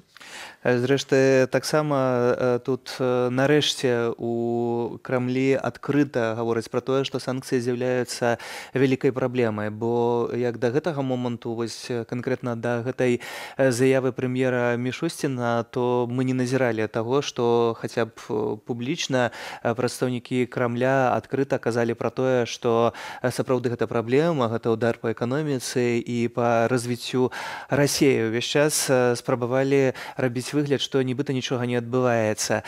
А ўжо цяпер перанясемся на мяжу, і Наталья Панченко, адна з удзельнікаў гэтага пратэсту, з намі на сувязі. Вітаем, Наталья.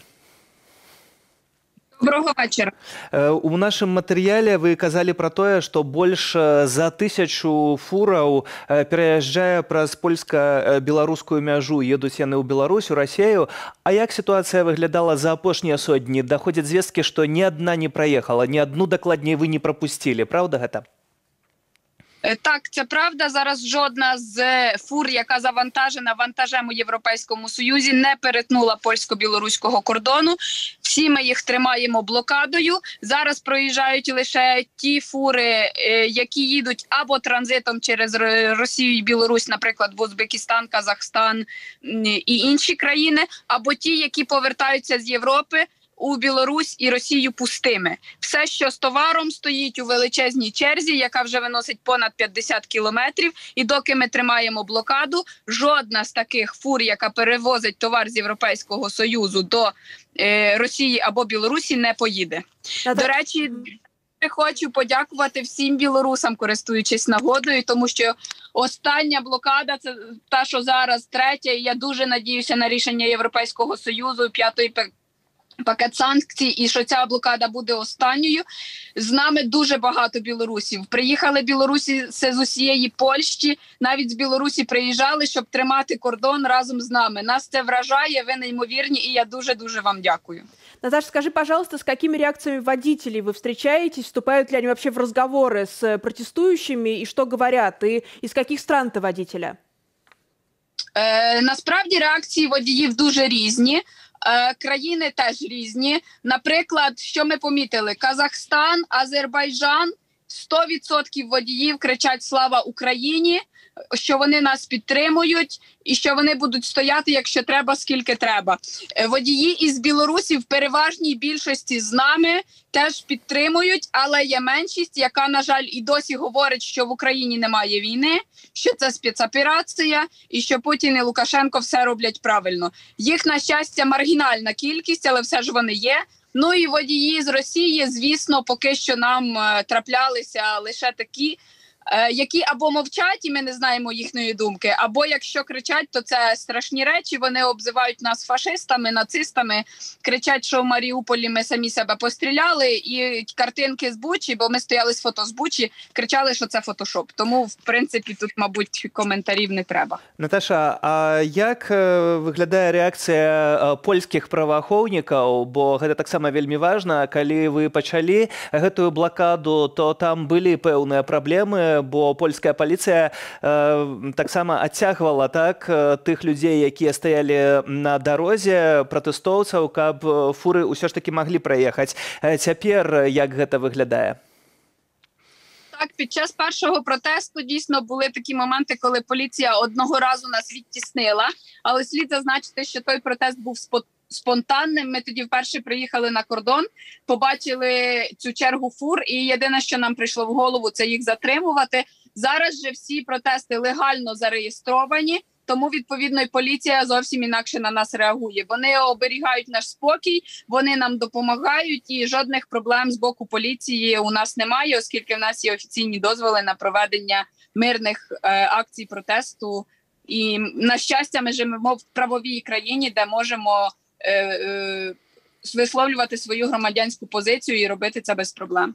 Новый пакет санкций Евросоюза как раз предусматривает запрет для автотранспортных компаний из России и Беларуси на перевозки по Евросоюзу. Это уже победа, или вы будете требовать еще чего-то от Европейского Союза? Если да, то какие требования? Так, це безумовно для нас перемога. Це саме та вимога, з якою ми вперше вийшли на блокаду польсько-білоруського кордону. Для нас найважливіше було виключити з транспортних перевізників Росії і Білорусі, які везуть найбільшу кількість товарів. Але з іншого боку, ми будемо далі слідкувати за ситуацією. Ми будемо обов'язково слідкувати, чи їдуть якісь товари іншими перевізниками Європейського Союзу. І якщо так буде, ми будемо діяти далі. Ми будемо блокувати кордони знову, тому що нас задовільнить тільки одна єдина умова. Якщо Європейський Союз припинить торгувати з Росією зовсім. Чому це так важливо? Це дуже важливо, тому що Європейський Союз сьогодні голосно декларує підтримку України. З іншого боку, ми бачимо ті цифри і об'єми, і тут на кордоні ми своїми очима бачимо об'єми, коли це тисячі фур, які везуть товар, щоб підтримати російську економіку, щоб підтримати російську армію і де-факто фінансувати цю війну, яка відбувається. Тому ми вимагаємо від Європейського Союзу, щоб їхні декларації і дії були спільними, і вимагаємо від них повністю перестати торгувати з Росією. Тому що доки вони будуть займатися торгівлею з Росією, доки Росія буде мати гроші на цю війну, доти Путін буде мати гроші, щоб купувати нові ракети і бомби, якими вбивати невинних українських людей, жінок і дітей, так як це, наприклад, сьогодні знову вчергове відбулося на одному з українських вокзалів в Краматорську. Так, але самае галоўнае, напэўна, гэта каб спынілі купляць нафту і газ. І тады б таксама ў Маскве вельмі сур'ёзна адчулі гэтую праблему. Дзякую, Наташа, за гэтае злучэнне і таксама дзякую за вялікую справу, якую вы робіце. І таксама добра, што беларусы і тут таксама дапамагаюць. Наталля Панченко, удзельніца пратэсту на польска-беларускай мяжы, была з намі, і гэта сапраўды тое, што можна пабачыць на ўласныя вочы, гэты вынік 50 кіламетраў. Черга. Да, тем более, что активисты, белорусы, украинцы, поляки, которые приезжают тоже блокировать границу, делают это круглосуточно, стоят в том числе ночью. И вот в своем фейсбуке Наталья Панченко, которая была гостью нашего эфира, как раз постоянно практически ведет прямые эфиры, рассказывает о том, что происходит на границе, в том числе и о реакциях водителей. Мне кажется, что эти разговоры как раз очень важная составляющая того протеста, который там происходит. Ну и вот еще одна важная новость. Евросоюз передал Киеву опросник для получения статуса кандидата. Его официально передала президент Еврокомиссии Урсула фон дер Ляйен президенту Украины Владимиру Зеленскому. Это важный шаг, необходимый шаг для предоставления Украине статуса кандидата в Европейском Союзе. Безумоўна, гэта вельмі важна і гэта абнадзейвае. Уже цяпер спадарства перанесемся ў Харкаў і з намі на сувязі журналістка Алена Бандаренко. Вітаем, Алена. Як выглядае сітуацыя цяпер у Харкаве? Бо ведаем і з непакоем назіраем за тым, што Расія перакідвае на ўсход свае сілы. Добрый вечер. Но сейчас в Харькове слышны достаточно сильные взрывы, поэтому люди сейчас находятся в укрытии. Вот и я сейчас нахожусь в укрытии, потому что на самом деле сегодня взрывы в Харькове не прекращаются. Мы пока не имеем информации про жертвы, которые могли бы сегодня быть, но сегодня из-за обстрелов повреждено минимум 8 частных домов, и все обстрелы, которые происходят сегодня, происходят в жилых районах Харькова. То есть это обычные спальные районы, где в основном находятся многоэтажки. Это в основном стреляют с артиллерии и систем залпового огня российские военные.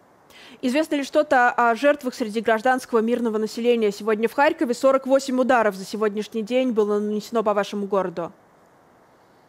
Данных про то, сколько сегодня было жертв, мы еще не имеем, потому что обычно они появляются немножко позже вечером или уже на утро следующего дня.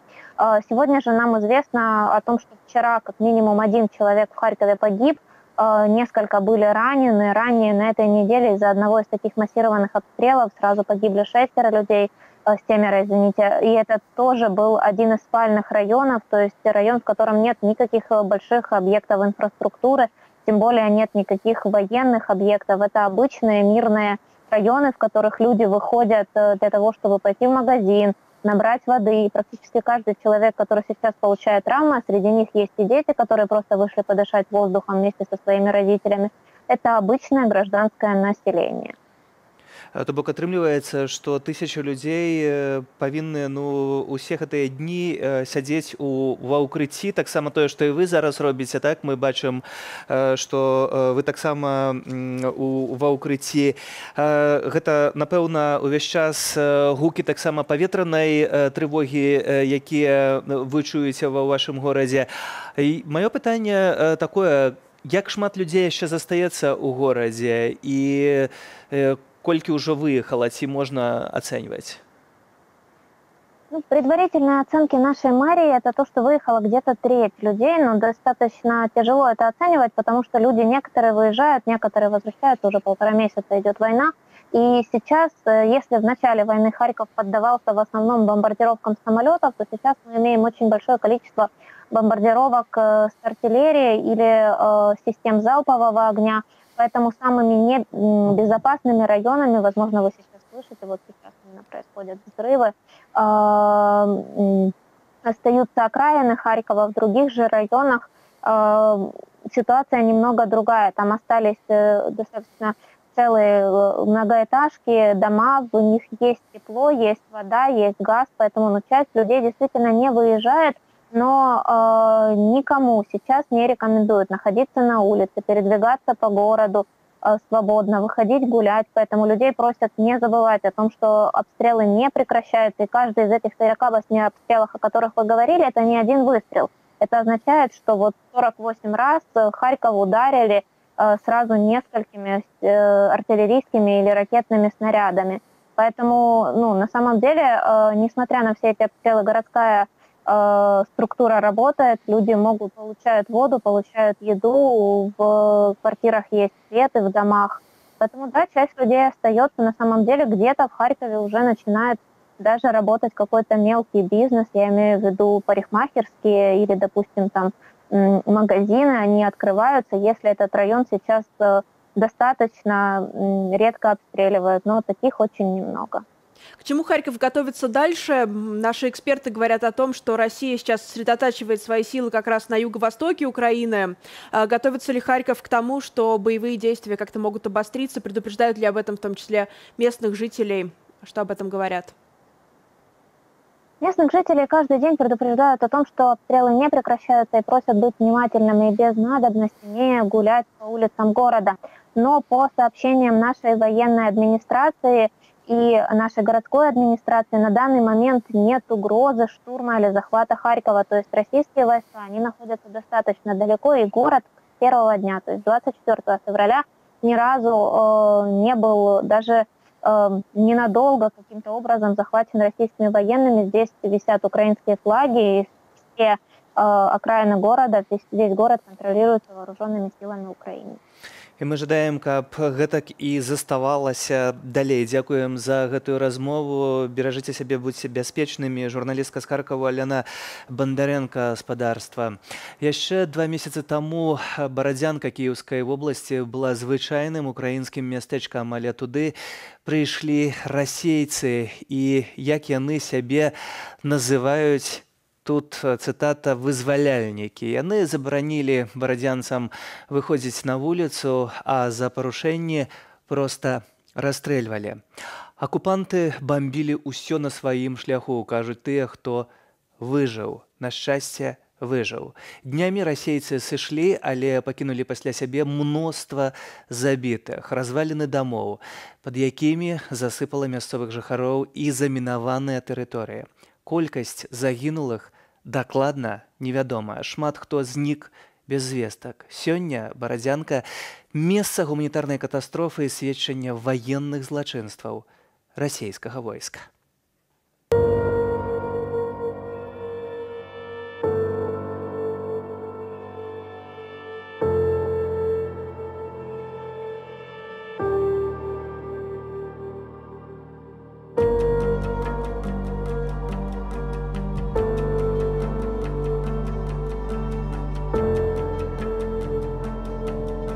Окупанты жылі в нашій квартирі. Окупанты жылі ў нашай кватэры. Увесь гэты гармідар ад іх, сухпайкі. Яны мне нават запіску напісалі, што расійскае войска непераможнае і расійскі народ, вось гэта вось усё. Кажа, мать, прости нас.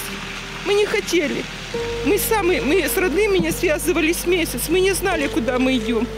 Нам не сказали, что будет война. Со мной там еще одна женщина, у нее плохо с ногами. И он ей что-то дал, то ли шоколадку, то ли что. А я вот, знаете, я все сравниваю с немцами. Это хуже, чем фашист. Яны ж цудоўна разумелі, што ў гэтых дамах жывуць людзі, што яшчэ ніхто нікуды не з'язджаў, бо так пачалося ўсё раптоўна, што ўвогуле ніхто ж нічога не ведаў. У адзін момант моцны, надзвычай моцны выбух. Такое ўражанне, што столь проста апусцілася. Нічога не было відаць, усё пасыпалася на галовы. Дзеці пачалі плакаць. Мы вярнуліся з тэрытарыяльнай абароны, працавалі ў цэнтры сацыяльна-псіхалагічнай рэабілітацыі. Там быў штаб. І мы 4 сотняў там былі невылазна.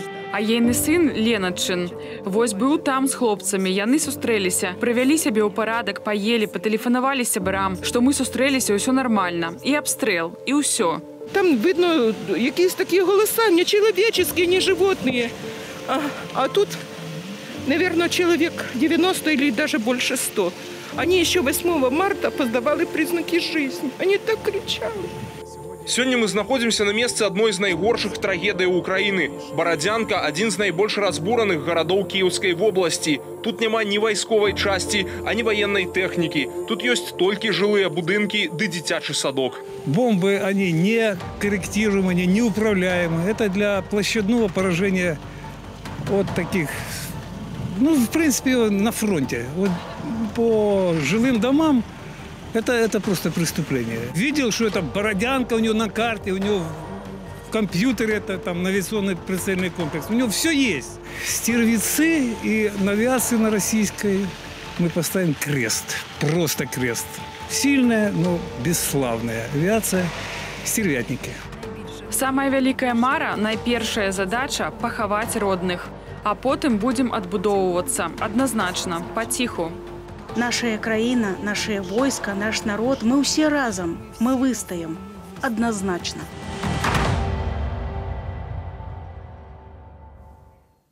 Российские военнослужащие используют тела убитых для декорации. Такое заявление сделал накануне президент Украины Владимир Зеленский, подчеркнув, что его страна имеет дело с захватчиками, в которых не осталось ничего человеческого. Давайте послушаем. Поступает все больше информации о том, что российские пропагандисты готовят, так сказать, зеркальный ответ на шок всех нормальных людей от увиденного в Буче. Собираются показать жертвы в Мариуполе, будто это не российские военные их убили, а якобы украинские защитники города. Для этого оккупанты собирают трупы на улицах, вывозят их и могут использовать где-то в других местах в соответствии с разработанными пропагандистскими сценариями. Жахлівыя сцэнары, якія раскрываюцца ўсё больш і больш, і таксама спадарства мы тут абмяркоўваем тое, што хіба тут ужо няма катэгорыі больш альбо менш жахлівае ўсё тое, што мы цяпер назіраем. Но мне кажется, все равно есть новости, которые абсолютно поражают, после которых невозможно чувствовать себя нормально. По данным украинского омбудсмена Людмилы Денисовой, зафиксированы 3 случая насилия, сексуального насилия в отношении детей. В Украине со стороны российских военных 14-летнюю девочку в городе Буча изнасиловали 5 солдат, и девочка забеременела. 11-летнего мальчика в Буче изнасиловали на глазах у матери, а 20-летнюю женщину в Ирпене изнасиловали также 3 российских военнослужащих.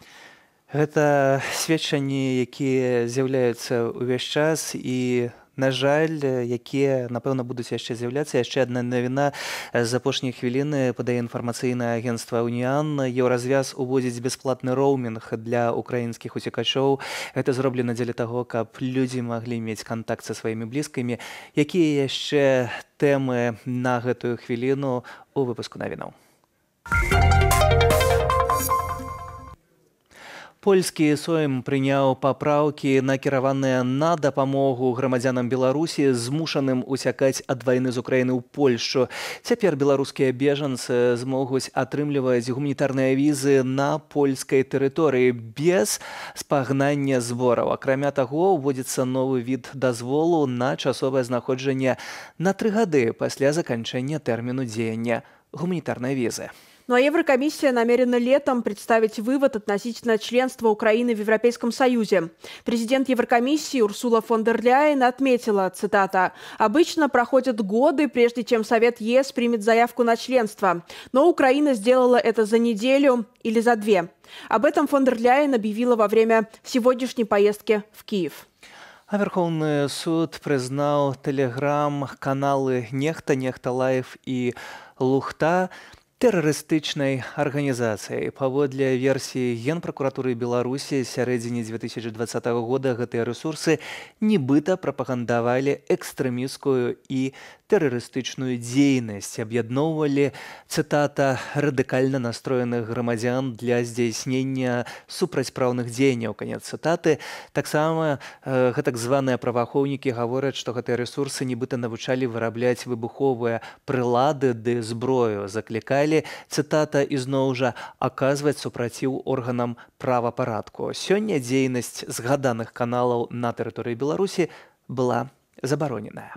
Ну и к новостям из Украины. На ракете, запущенной сегодня по железнодорожному вокзалу Краматорска, было белой краской написано «За детей». В тот момент на вокзале находились тысячи украинцев, ожидавших эвакуации из этого города. Погибли, по данным, к этому часу 50 человек, ранены около 100, а среди погибших 5 детей. Советник главы Офиса президента Украины Алексей Арестович утверждает, россияне точно знали, что бьют по гражданским жителям. Российская сторона, в свою очередь, возлагает ответственность за этот удар на вооруженные силы Украины. Беларусь жа зацвердзіла спіс гэтак званых недружалюбных краінаў. У яго ўвайшлі 39 дзяржаваў, сярод якіх ЗША, Вялікая Брытанія, Канада, 27 краінаў еўразвязу, Нарвегія, Ісландыя, Швейцарыя ды іншыя. Александр Лукашенко напярэдадні падпісаў указ, які прыпыняе плацяжы рэзідэнтам з гэтых краінаў. Апроч таго, Менск мае намер разлічвацца замежнымі крэдыторамі цяпер у беларускіх рублях. Усё гэта дазволіла гаварыць пра тое, што краіну можа чакаць дэфолт. А ўжо цяпер з намі на сувязі псіхолог Лілія Ахрэмчык. Добры вечар.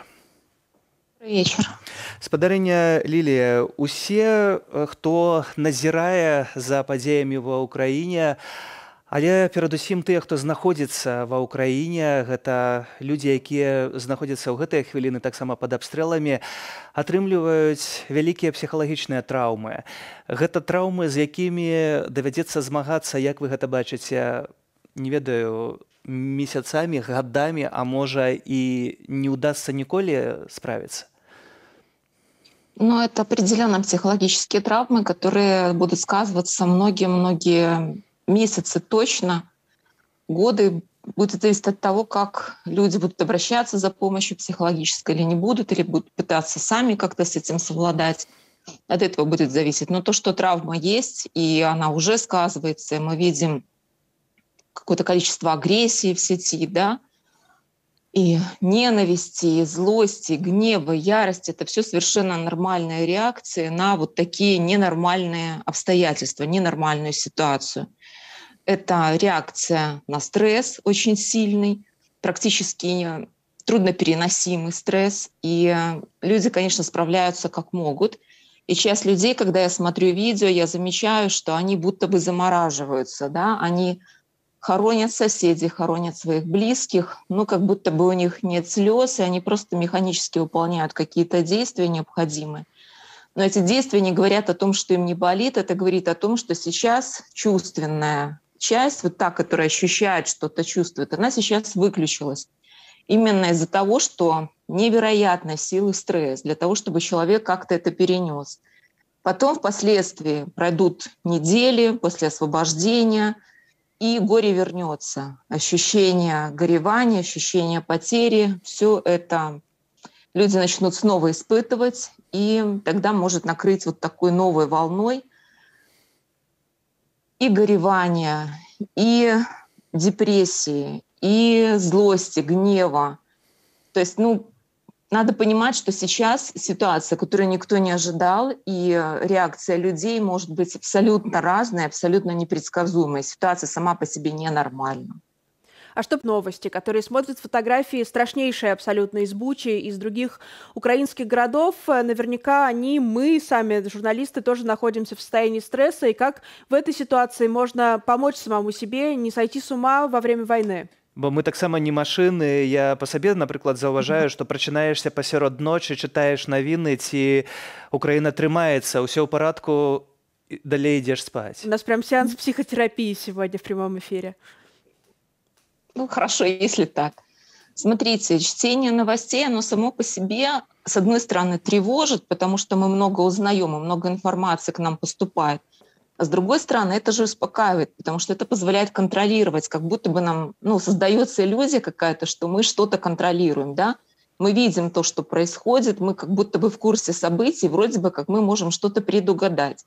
В реальности, конечно, мы мало что можем предугадать, но иллюзия контроля создается, и так мы себя успокаиваем. То есть чтение новостей — это, в принципе, не такая уж плохая история, если вам это помогает.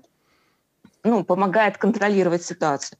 Если это вас вводит в дополнительный стресс, и вы замечаете, что вообще перестали жить, замечать ребенка, замечать там, как вы с родителями общаетесь, замечать супруга, да, то тогда, конечно, лучше дозировать это, оставлять себе время, скажем, полчаса утром, полчаса вечером. То есть просто принудительно, усилиями вынуждать себя дозировать информацию. То, что мы попадаем в стресс, читая, это безусловно. У нас есть, у всех нормальных людей, если мы не психопаты, которые развязали эту войну, а нормальные люди, у нас есть зеркальные нейроны, которые позволяют нам понимать то, что происходит с другими людьми. То есть нам помогает сочувствовать, сопереживать, эмпатия. Это наши зеркальные нейроны. И, конечно, мы, понимая, как люди там что-то переживают, безусловно, мы не так остро это испытываем на себе, как они там, но какую-то часть переживаний мы все-таки получаем. И что-то почувствовать мы можем. А особенно белорусы, которые получили свою травму в 2020 году, в 2021, и сейчас практически переживают ретравматизацию насилием. Да? Вообще большие молодцы, что еще как-то с этим справляются, потому что наш посттравматический стрессовый синдром сейчас у многих белорусов активизировался, и многие попали в свои вот эти ямы переживаний. Но тем не менее мы как-то с этим справляемся. Нужно дать себе право поболеть, что называется. Если вам жалко людей, если вы очень включены, и вам хочется плакать, и вы всей душой в этих кадрах, разрешите себе вот это переживать, плакать. Не нужно намеренно держаться, как будто я сильный, я должен выдержать.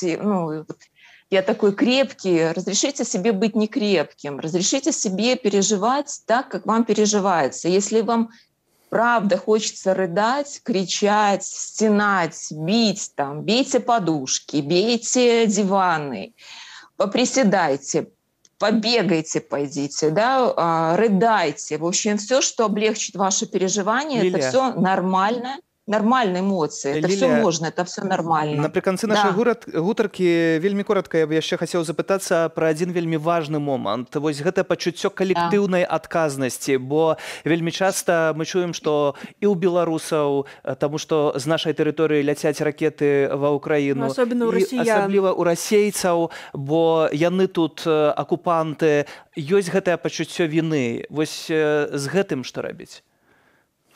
Ну, такое понятие, оно существует, оно правда есть, но здесь я бы советовала разделять. Если вы делаете какой-то вклад в помощь, да, украинцам, если вы не способствуете этому насилию, не поощряете его, ну, опять же, не рисуете эти Z, там, да, не участвуете в пробегах там, и так далее, если вы в каком-то антивоенном движении состоите, то часть вашей вины все-таки как-то нужно уменьшать, потому что коллективная ответственность, да, она есть, но ваш личный вклад, он все-таки меньше, потому что вы делаете для того, чтобы что-то остановить. И вообще любое действие, любое делание, оно уменьшает ощущение бессилия, ощущение вины.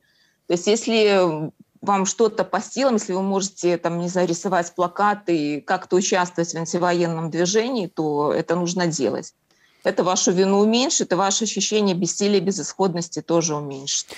І за гэтым мы назіраем, калі вельмі шмат тых жа беларусаў і расейцаў таксама з'яўляюцца волонцёрамі. Да, волонтерство, помощь, да, это все про уменьшение вины. Это все работает. Дякую вам за гэтую размову. Лилия Хрэмчык, психолог, з нами на сувязі спадарства. Но вернемся теперь к страшным новостям. Из Украины в братской могиле на территории храма Андрея Первозванного в Буче обнаружили около 67 тел убитых людей. Об этом сообщила генпрокурор Украины Ирина Венедиктова. Эксгумацию проводят для идентификации людей и установления обстоятельств их смерти.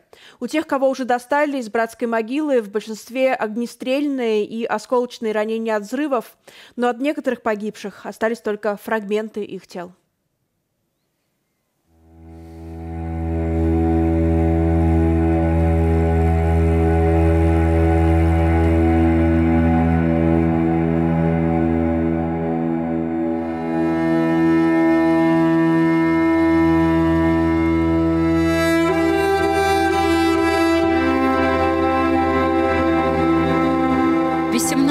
тел. 18 тел уже достали. Из них это 2 женщины, 16 тел с огнестрельными ранениями, 2 тела с огнестрельными и осколочными. Вот мы видим, что происходит. Одно тело настолько обгорело, что от его останков, к сожалению, можно увидеть лишь ботинки.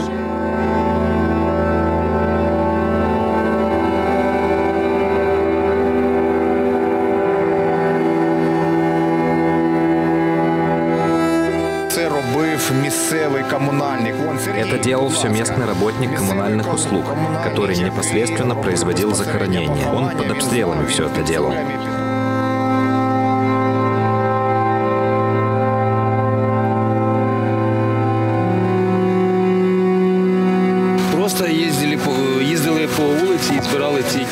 Просто ездили по улице и собирали эти тела. Как вы понимаете, Буча была в оккупации, везде стояли российские солдаты. Была договоренность с ними, что они позволяют забирать тела. Потому что были моменты, когда собаки их растаскивали, да и разлагаются. Нельзя же, чтобы они так лежали. Они разрешили, но в определенном квадрате, потому что дальше другая дивизия стояла. Они с ними даже обратной связи не имели, и поэтому нам говорили, что те могут застрелить.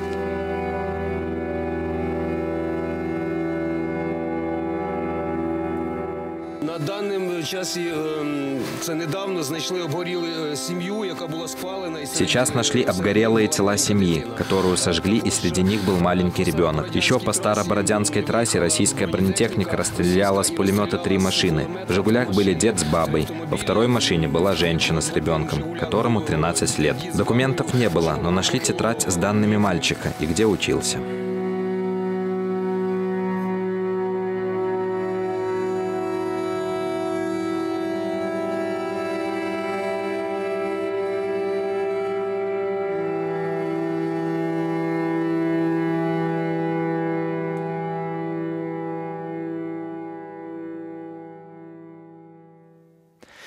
Кожны дзень усё больш і больш абсалютна жахлівых адкрыццяў і ўсё больш жахлівых кадраў, якія аблятаюць увесь свет, і калі ўжо гэтакія кадры і гэты жах не прамовіць да тых людзей, якія прымаюць рашэнне, гэта палітыкі перадусім, то тады не ведаю, чаго варты гэты свет дэмакратычны ўвогуле.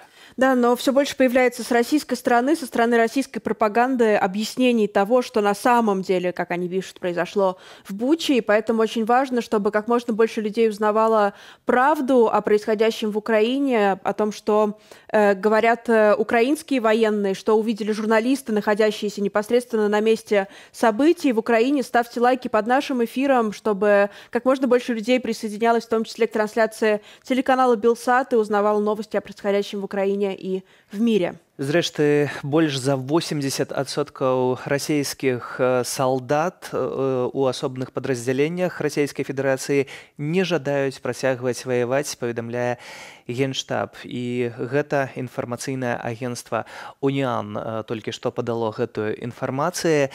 Так что не все так просто и у гэтых шэрагах. Мы перейдем сейчас к новостям из России. У главного редактора «Новой газеты», российского независимого издания, после нападения на него у Дмитрия Муратова диагностировали ожог глаз и конъюнктивиты, но при этом роговица глаза цела. Я напомню, что вчера на Дмитрия Муратова напали двое молодых людей в поезде Москва-Самара, облили его масляной краской красного цвета с, вероятно, ацетоном.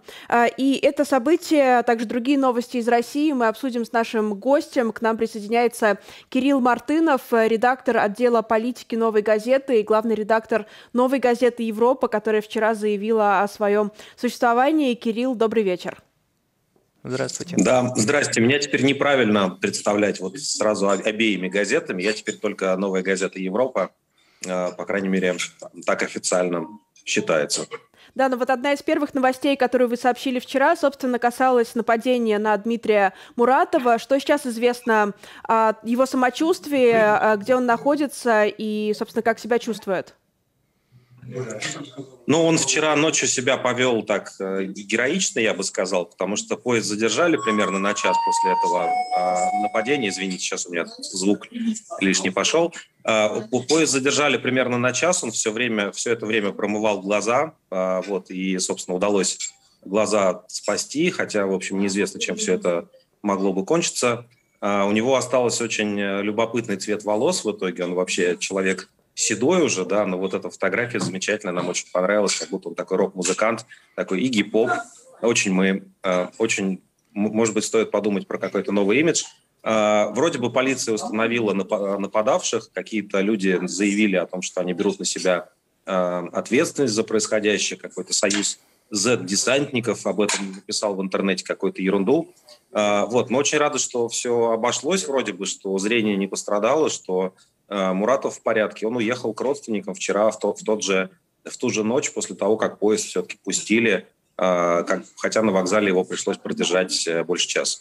Кирилл, но ведь мы же прекрасно понимаем, что ситуация не шуточная, это вся, и всякие другие истории из России, с российскими журналистами, в том числе «Новой газеты», и та же ситуация, ну, самая худшая, Бориса Немцова, это все говорит о том, что нужно быть крайне и предельно осторожными. Здесь разговор, наверное, не о том, кто на себя берет ответственность, а кто дает позволение на то, что происходит, правда?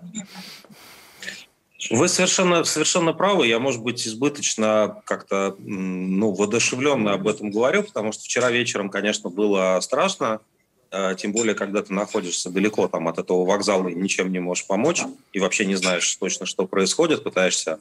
Журналисты туда сразу выехали, были там довольно быстро на месте, мы пытались всю необходимую информацию собрать, в первую очередь, про состояние Муратова, но также про нападавших. Вот, и, естественно, тут нет никакого повода для радости, кроме того, что с Муратовым все в порядке, поэтому я так немного оптимистично смотрю на вещи. Муратов себя вел в этой ситуации суперпрофессионально, им удалось кое-что зафиксировать, некоторые приметы этих людей, в результате чего как раз они, судя по всему, были опознаны. Он сразу, в общем, начал промывать глаза, сразу принял медицинскую помощь первую, как только она появилась. Кто все это санкционирует? Ну, мы давно уже знаем, это давно не секрет. Это российские власти, которые в целом объясняют, что там война – это замечательно, а те, кто выступает против войны, это так называемые предатели. Собственно говоря, вчера человек кричал, что это тебе там за каких-то наших пацанов, как будто это Муратов кого-то отправил на войну, а не Владимир Путин. Вот сегодня еще бывший главный редактор «Эхо Москвы» Алексей Венедиктов сделал свое заявление о нападении на Дмитрия Муратова и в том числе напомнил, что Муратов является членом общественного совета при Колокольцеве, при главе Министерства внутренних дел, и, в общем-то, обвинил Колокольцева в том, что нападение на Муратова произошло по его заказу или при вашем попустительстве, написал Венедиктов. Вот вы с этой оценкой согласны? Венедиктов очень хорошо информированный человек. Если он делает такое жесткое заявление, при всей его осторожности, я думаю, у него для этого есть основания. Безусловно, понимаете, просто вопрос заключается в том, откуда эти люди знали про то, в каком вагоне и куда едет Муратов. Они знали точно, на каком месте он находится, что, скорее всего, означает, что они получили информацию через систему, полицейскую систему слежения за пассажирским потоком на территории Российской Федерации. Магистраль она называется. Возможно, конечно, это какие-то коррумпированные полицейские им продали эту информацию, но, может быть, ситуация другая, и в любом случае полиция несет за это ответственность. Это тайна граждан, которые они должны охранять и ловить преступников. Они вместо этого каким-то образом эту информацию передают третьим лицам. До этого такое похожее нападение состоялось на режиссера, документалиста Виталия Манского в Москве на Аркдокфесте, который в итоге не состоялся. Краска была абсолютно того же цвета, как в случае Муратова. Стоит ли ожидать, что борьба с так называемыми нацпредателями, как это определил Владимир Путин, перейдет на новый уровень, на уровень физических расправ, вот по вашим ощущениям? Вы знаете, нападение на Муратова – это же знаковая вещь, это то, что привлекло внимание просто абсолютно всего мира, потому что у нас не так много нобелевских лауреатов мира в целом, да, живых вокруг нас, а человека, которого атакуют, то есть я не припомню ни одного случая, когда человек 5 месяцев назад получил Нобелевскую премию мира, и через 5 месяцев на него в его родной стране напали просто за то, что он кому-то не нравится. Это, по меньшей мере, часть российского общества это приветствует. Поэтому, да, я думаю, что если с лауреатами у нас так можно обращаться, то с национальными предателями рядовыми, да, я иронизирую, разумеется, так горько, наверное, можно делать и более страшные вещи. И, в принципе, уже с начала войны, по большому счету, ясно, что сезон охоты на тех, кто с войной не согласен, либо открыт, либо уже откроется, потому что российские власти в конечном итоге должны кого-то обвинить в тех чудовищных и преступлениях, просто провалах и глупости, которые они совершают. В последние дни мы видим такой спор между так называемыми партиями войны и мира в российской политике. Заявление относительно высказываний Дмитрия Пескова делал Рамзан Кадыров, делал Вячеслав Володин. Получается, что партия войны сейчас в России гораздо сильнее, что эти настроения в российских элитах политических преобладают? Партия войны – это Путин. Ведь он начал эту войну, он несет за нее целиком ответственность именно за ее начало и за то, что он отказывается ее завершить. И понятно, что вся политическая элита, которая в России сохранилась, она в сущности соревнуется просто в лояльности Путина. Если завтра Путин скажет, что ему нужен мир, эта партия войны, я думаю, вполне может переменить свое мнение. Но, кажется, это фантастический вариант именно из-за позиции Путина. И тоже еще несколько недель назад было ясно, что в России чиновники буквально начали конкурировать друг с другом в том, кто из них лучший палач. Вот понимаете, раньше был Дмитрий Медведев, который любил социальные сети, был микроблогером, iPhone себе купил одним из первых. А теперь Дмитрий Медведев рассуждает о смертной казни. Это его любимая тема, и не каждый пройдет такой путь от айфона до любви к смертной казни буквально за какие-то 10 лет. Это просто частный пример. Все чиновничество в России сейчас должно конкурировать друг с другом за лояльность, а основная форма лояльности – это то, насколько ты жесток к врагам Российской Федерации. Примерно час назад Минюст в России заявил о закрытии российских филиалов 15 иностранных некоммерческих организаций, в том числе Amnesty International, Human Rights Watch и так далее, и так далее. Это сигнал чего? Вот как раз отказа от каких-либо базовых ценностей в области прав человека, о которых вы говорите. Да, и также начинается высылка дипломатов. Сегодня стало известно про 45 польских дипломатов, которых высылают из Москвы, также из консульств в Иркутске, Калининграде и Петербурге.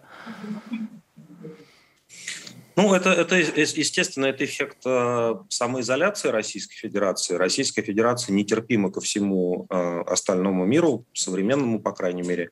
Друзья Российской Федерации, они живут там в Эритрее и, может быть, еще в Абхазии, если повезет, и в Северной Корее. Других друзей, особенно у окружения Путина, не осталось. Эти фонды мне очень жаль и международные организации, вроде Human Rights Watch, но также мне еще жаль немецкие фонды, очень уважаемые, сделавшие на самом деле для России, для российского просвещения, для российских студентов, для российских ученых очень много. Там фонд Бёля или фонд Наумана. Роза Люксембург тоже. Да, это просто такая ковровая бомбардировка всего того, что в сущности связывало Россию с современным миром.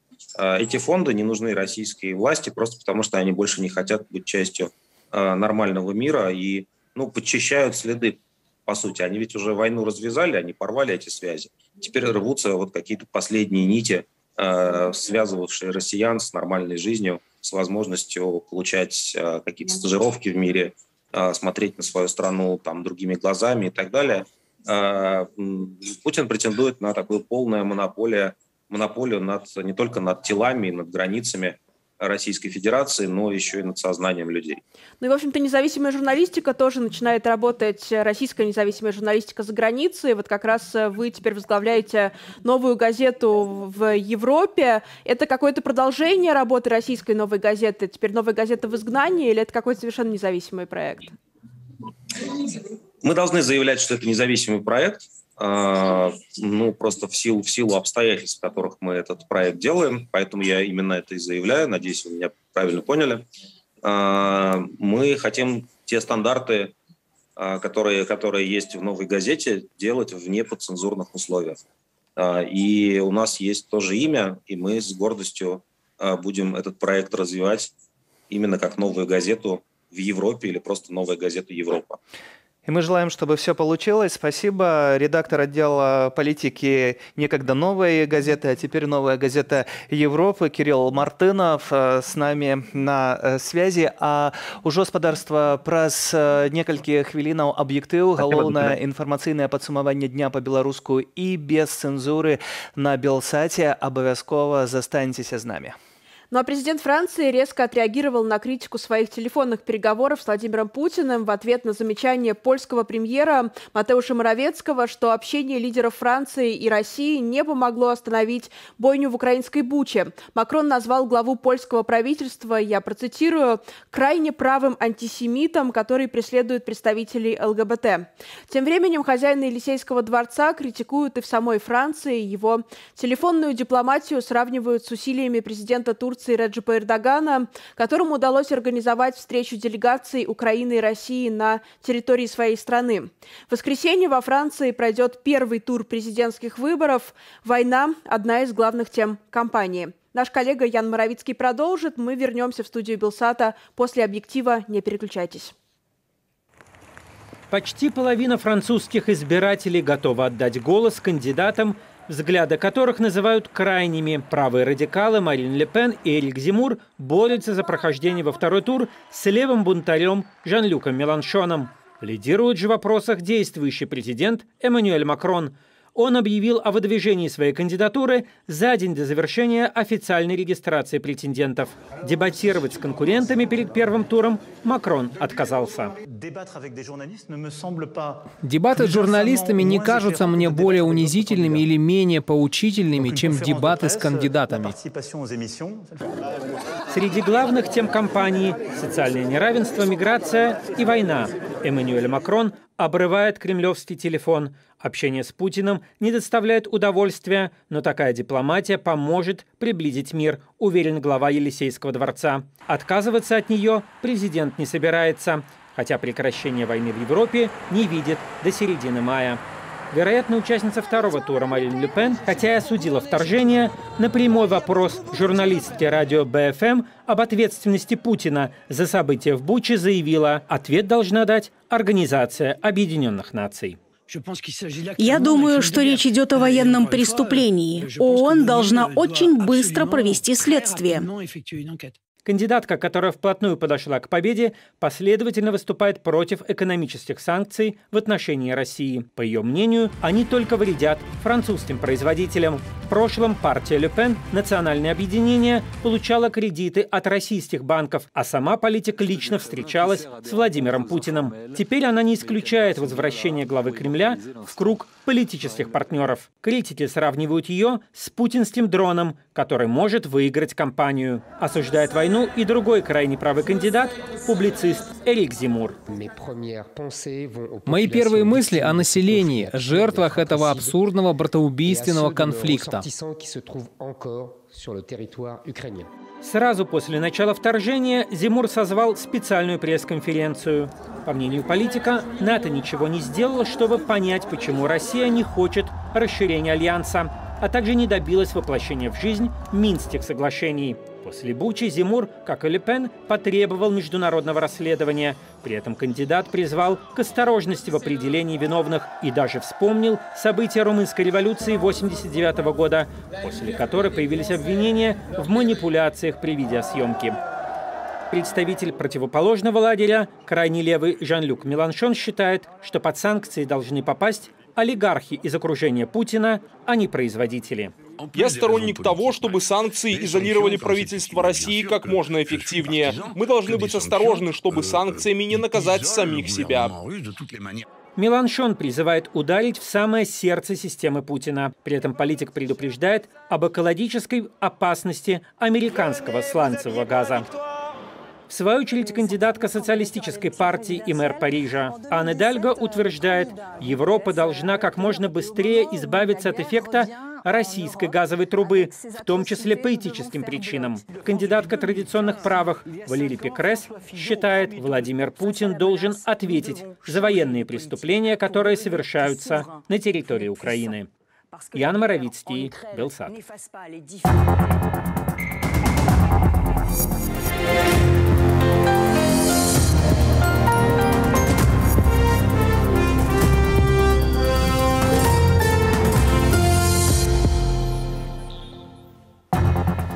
Верховный суд Беларуси признал ресурсы нехта террористычнай арганізацыі. Нібыта ў выніку іх дзейнасці з 2020 года адбываліся масавыя беспарадкі, тэракты і злачынствы экстрэмісцкай скіраванасці.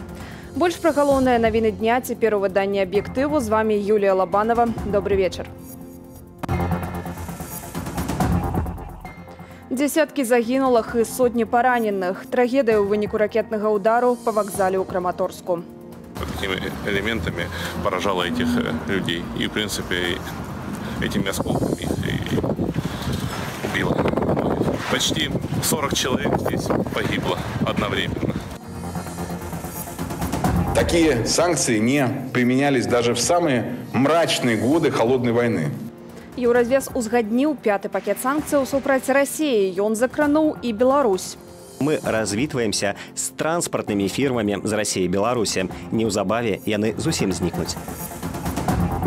Іншы бізнес ва ўмовах вайны імкнецца захаваць твар. Кампанія IPAM Systems, заснаваная беларусамі, ідзе з Расіі. Клиенты, у которых есть репутация, у которых есть мировые бренды, они в первую очередь заявили о том, что хотят прекращать проекты с Россией.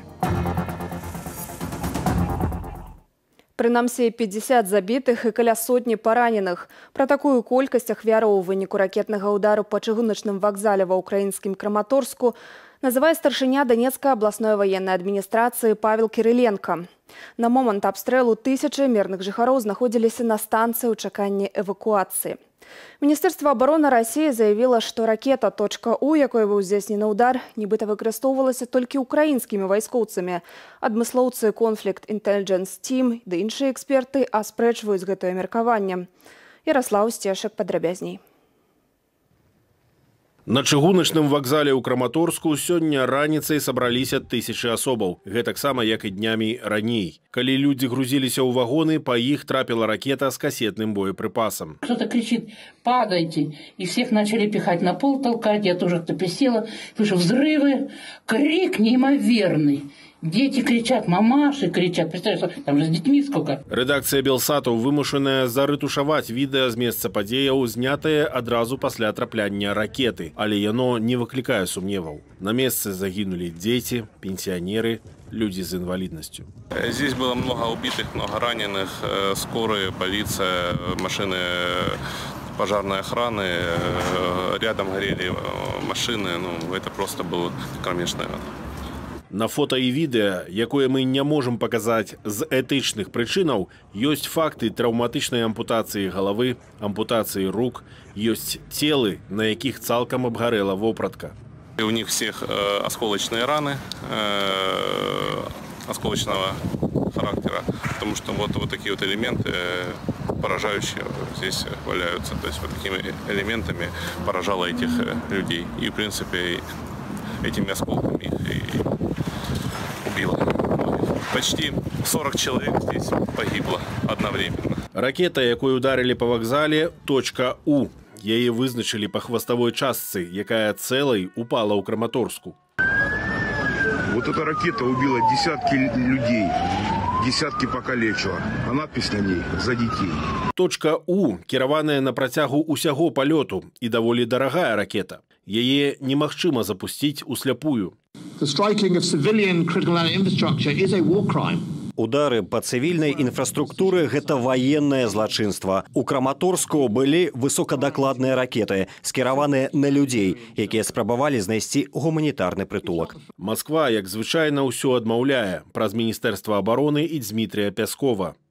Наши вооруженные силы такой тип ракет не используют. И также, что никаких боевых задач в Краматорске не было и не планировалось на сегодня. Гэта відавочная няправда. Краматорск быў пад абстрэламі расійскіх войскаў ад пачатку масаванай агрэсіі ў лютым, а расійскія .У былі апазнаныя ў Беларусі ў паходным становішчы. Гэтыя жа ракеты расійскія і беларускія генералы запускалі ў межах вучэнняў з полигону Полескі у лютым, незадолго до нападу России на Украину. Я его пригласил.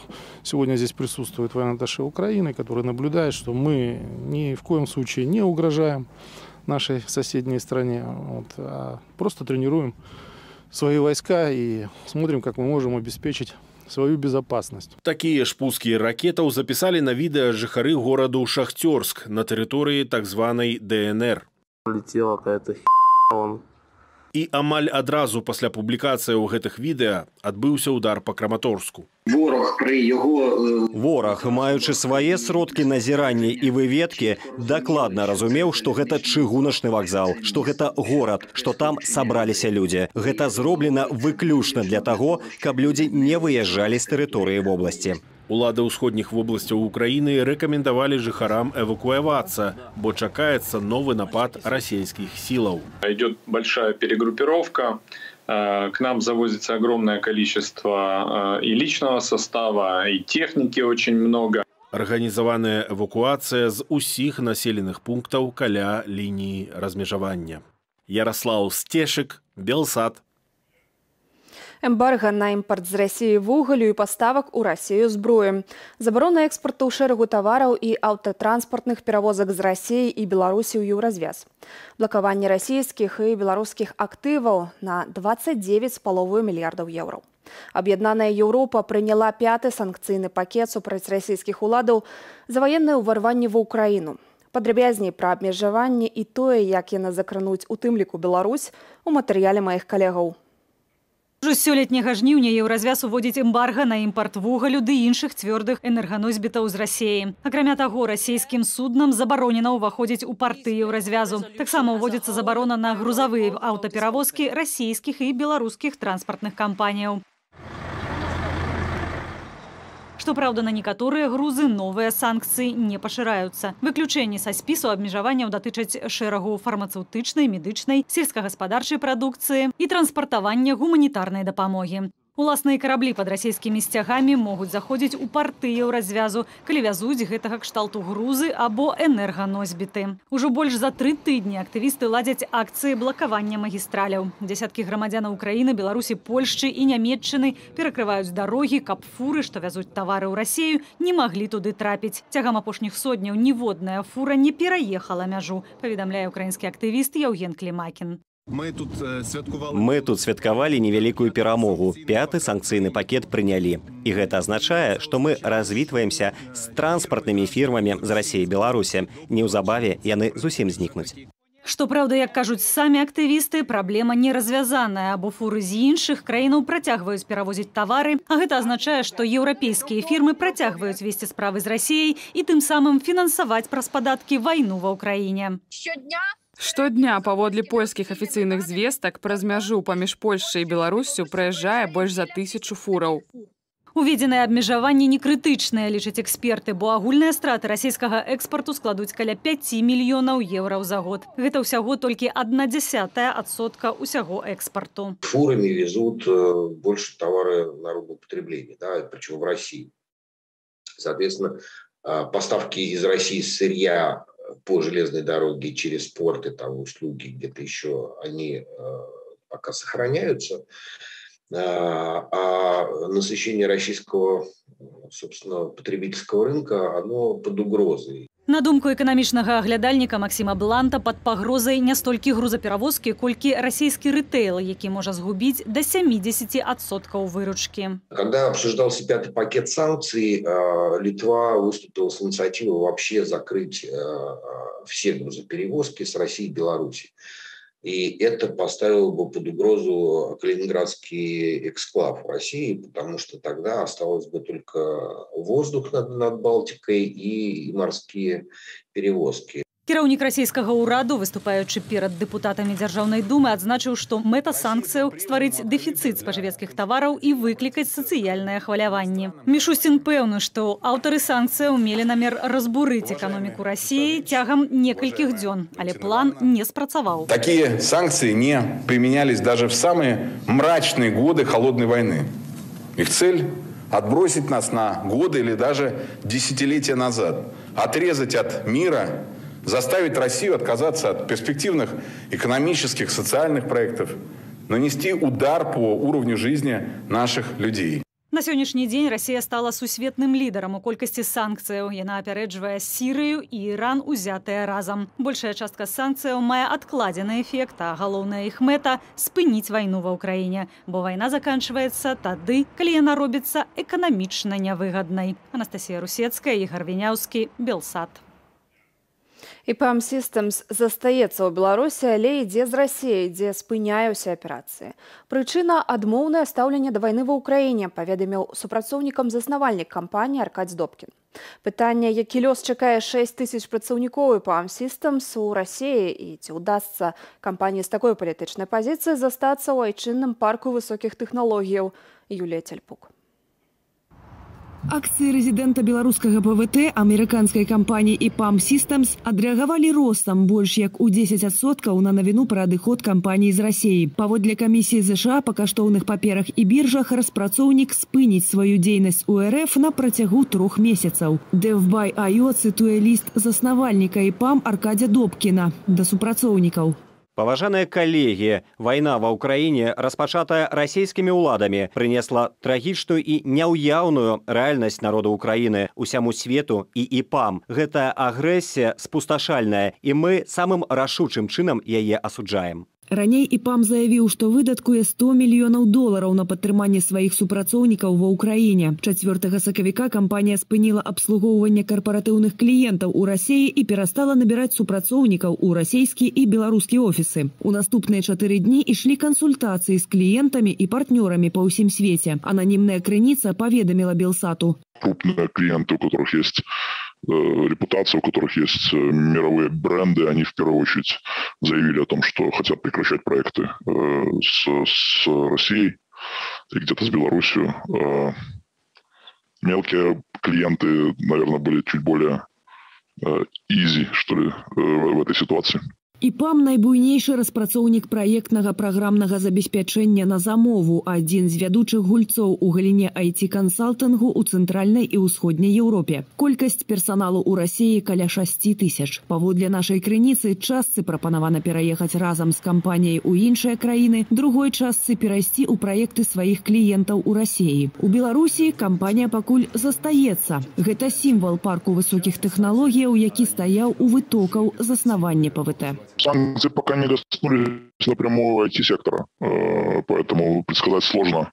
Пока оперировать можно, и достаточно много количества клиентов по-прежнему работает из Беларуси, хотя существенное количество уже заявило о планах на выход. Приходят самые современные технологии. Падчас штогадовага паслання беларусам Александр Лукашенко прапанаваў рэзідэнтам ПВТ вызначыцца, падтрымліваюць яны дзейную ўладу ці варожую ёй палітыку. У выпадку ІПАМ ні слова пра палітычны рэжым у Беларусі, але поўнае падтрыманне Украіны, супраць якой дзеюць Лукашенко і Путін.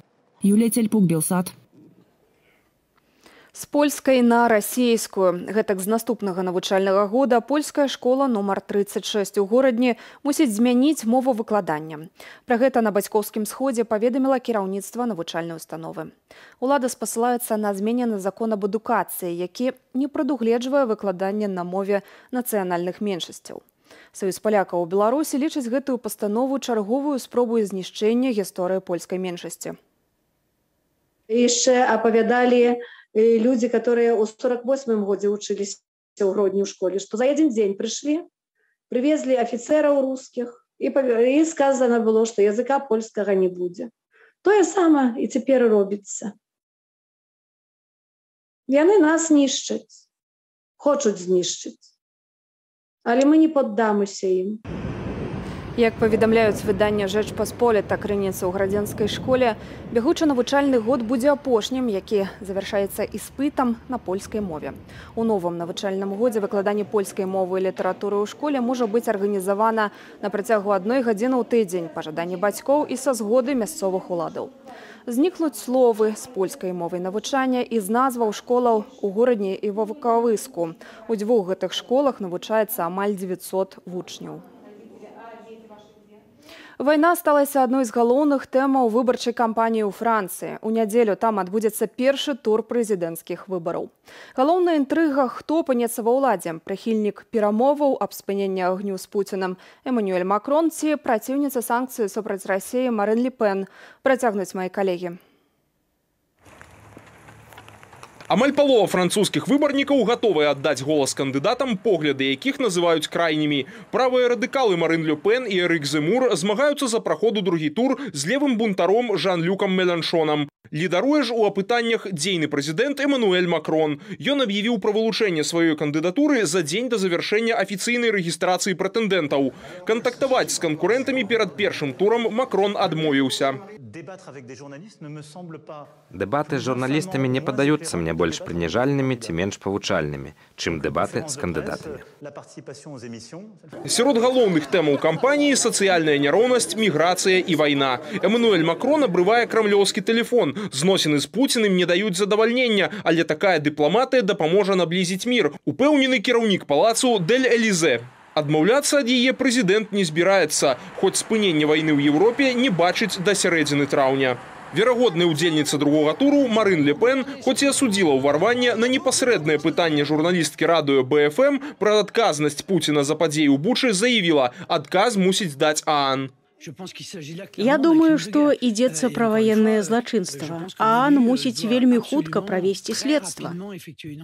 Кандыдатка, якая блізка падышла да перамогі, паслядоўна выступае супраць эканамічных санкцыяў у дачыненні Расіі. На ейную думку, яны толькі шкодзяць французскім вытворцам. У мінулым партыя Ле Пен, нацыянальнае аб'яднанне, атрымлівала крэдыты ад расійскіх банкаў, а сама палітык асабіста сустракалася з Пуціным. Цяпер яна не выключае вяртанне кіраўніка Крамля ў кола палітычных партнёраў. Крытыкі параўноўваюць яе з пуцінскім дронам, які можа выйграць кампанію. Асуджае вайну і іншы вельмі правы кандыдат, публіцыст Эрик Земур.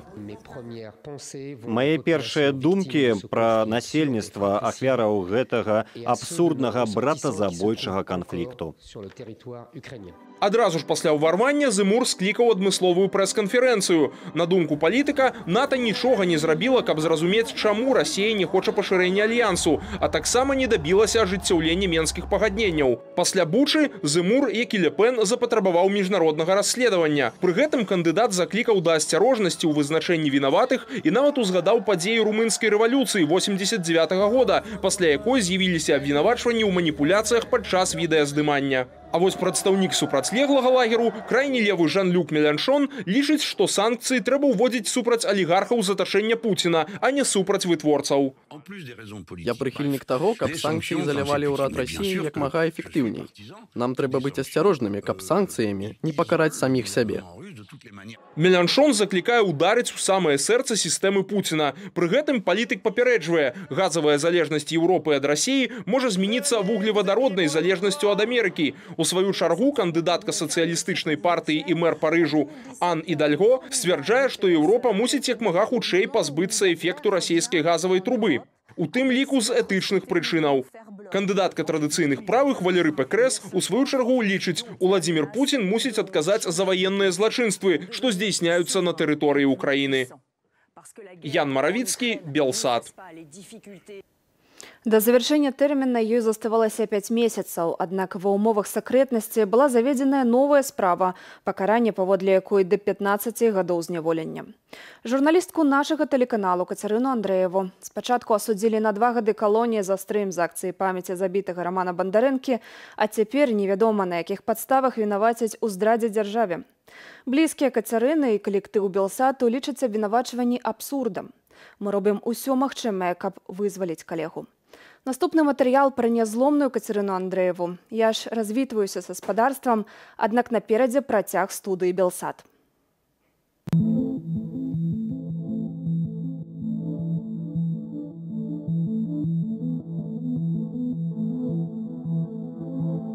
Я памятаю, як мы сустрэліся ў мінскім офісе Белсату, і тады на планёрцы апынулася, што ёсць важнае заданне, трэба ехаць па-за Менск, там 150-100 кіламетраў ад гораду і рабіць важную гісторыю. І тады сярод журналістаў на планёрцы была Каця, которой вочы адразу загарэліся, і яна першая сказала: я еду, поеду, я гэта зраблю. Гэта абвінавачанне ўжо вырак. Вырак за ейную моцу і за ейную прынцыповую пазіцыю. Здрадзіць дзяржаве Кацярына не магла, бо акурат ад імя дзяржавы сёння тэрарызуюць беларусаў, украінцаў, палякаў, літоўцаў, злачынцы сусветнага маштабу. Кацярына казала, што 2 гады за кратамі яна вытрывае, а за сваю пазіцыю і праўду сядзяць і па 20 гадоў. То ці не за гэтыя словы учапіліся ейныя каты? Яна малайчына, яна трымаецца.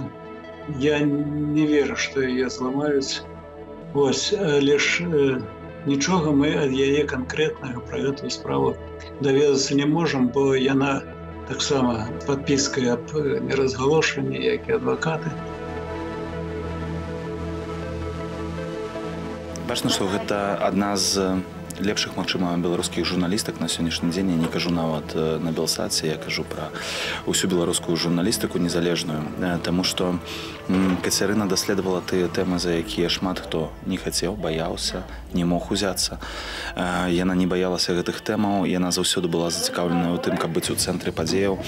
І гэта вельмі добра сведчыць тое, што зараз з ёй адбываецца, гэта менавіта помста за вось гэтае быццё лепшай. Очень важно обращать внимание на то, что речь идет не об активистах, не о политиках, не об оппозиционерах, а о журналистах, то есть о людях, которые просто выполняли свою работу, которые не борются за власть, не борются за изменение политического строя, а прежде всего рассказывают о том, что происходит. Галоўная зброя журналістаў – гэта інфармацыя, і гэта праўда. І тое, што мы можам зрабіць, гэта не маўчаць, гэта крычаць, гэта расказваць паўсюдна, што адбываецца ў Беларусі. Расказваць пра справу Дашы, расказваць пра справу Каці, расказваць пра справу Анджэя Пачобута, Владзіміра Мацкевіча і іншых журналістаў, якія знаходзяцца за кратамі. У гэтым наша галоўная місія. Кацярына Андрэева надзвычай смелая і прынцыповая журналістка, надзвычай мужная, якая прайшла не адно затрыманне і ўжо 1,5 года знаходзіцца за кратамі. Тое, што зараз на яе завялі новую справу, гэта спроба зламаць яе. Гэта проста расправа над ёй за тое, што яна не здаецца. Бо яна не пагаджаецца на ўмовы турэмшчыкаў, не піша ніякія пакаяльныя пісьма, а застаецца сабой. І мы, спадарства, вяртаемся ў жывы эфір. Маша Макарова, Сергей Падсасон, 44-й дзень вайны.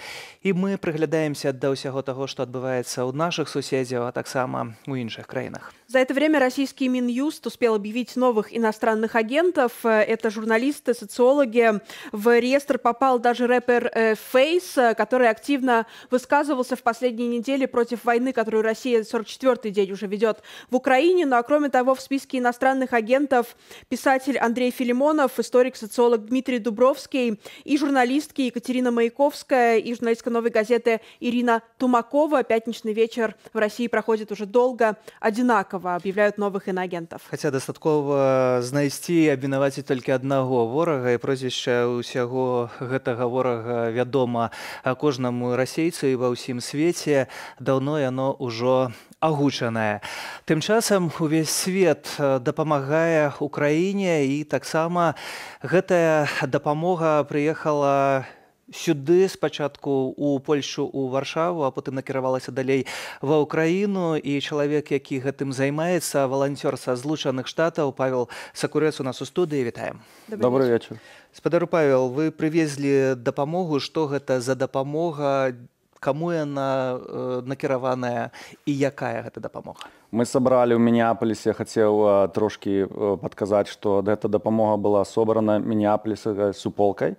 Мы собрали 100 камізэлек, тому што гэта першае, калі мы звярнуліся да атряда Кастуся Каліновскага, запыталі, чаго ім не хапае, яны сказалі, што ім не хапае вось такіх камізэлек, 5-11, мы іх набылі, і сюды я іх прывёз. Нам дапамаглі хлопцы, якія жывуць у Міннесоце, некалькі чалавек нават дапамаглі з Украіны іх набыць.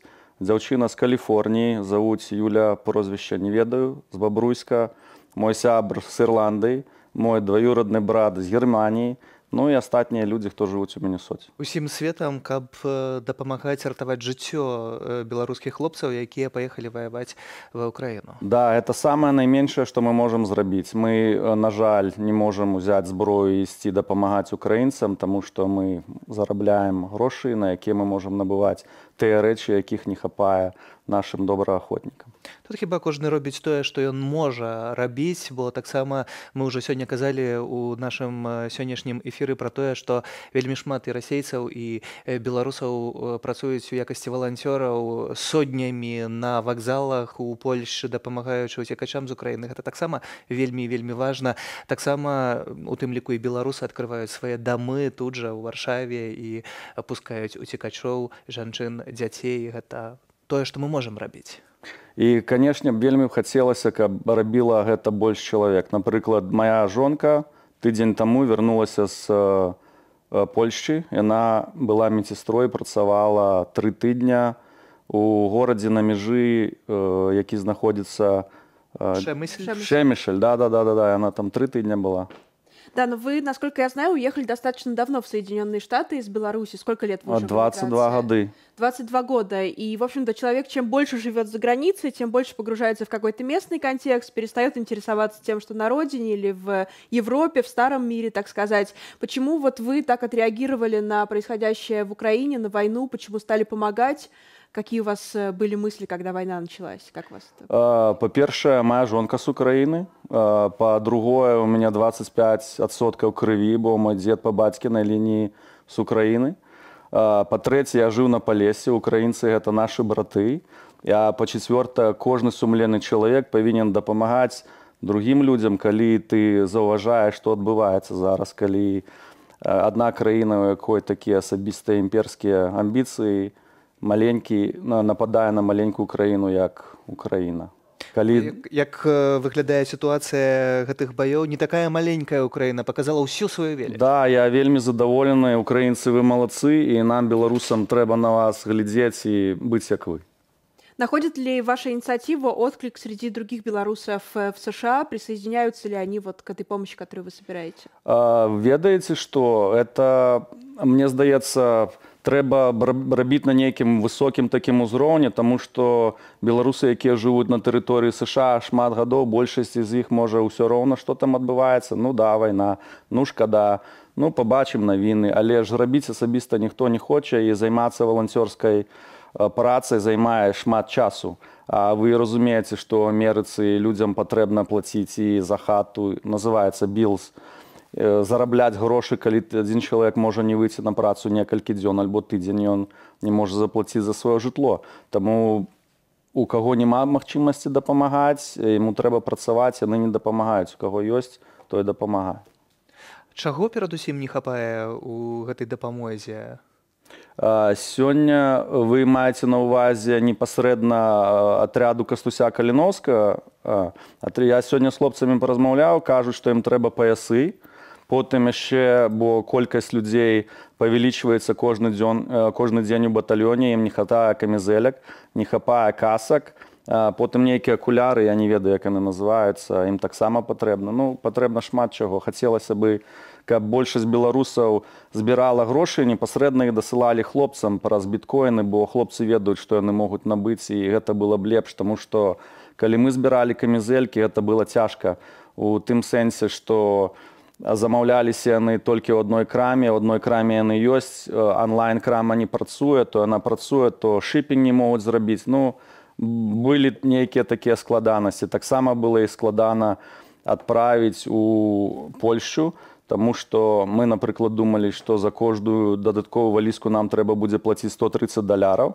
Але калі я звярнуўся да кампаніі Дельта, мне сказалі, што прыблізна мне будзе трэба заплаціць 7 альбо 8 тысяч доляраў дадаткова за тое, што я везу.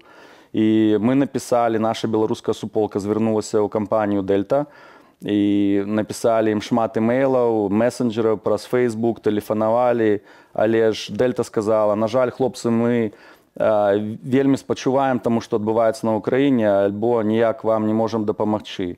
Моя жонка габрэйка з Украіны, яна патэлефанавала на мясцовае тэлебачанне, і мясцовае тэлебачанне прыехала ў аэрапорт і адразу знялі рэпартаж.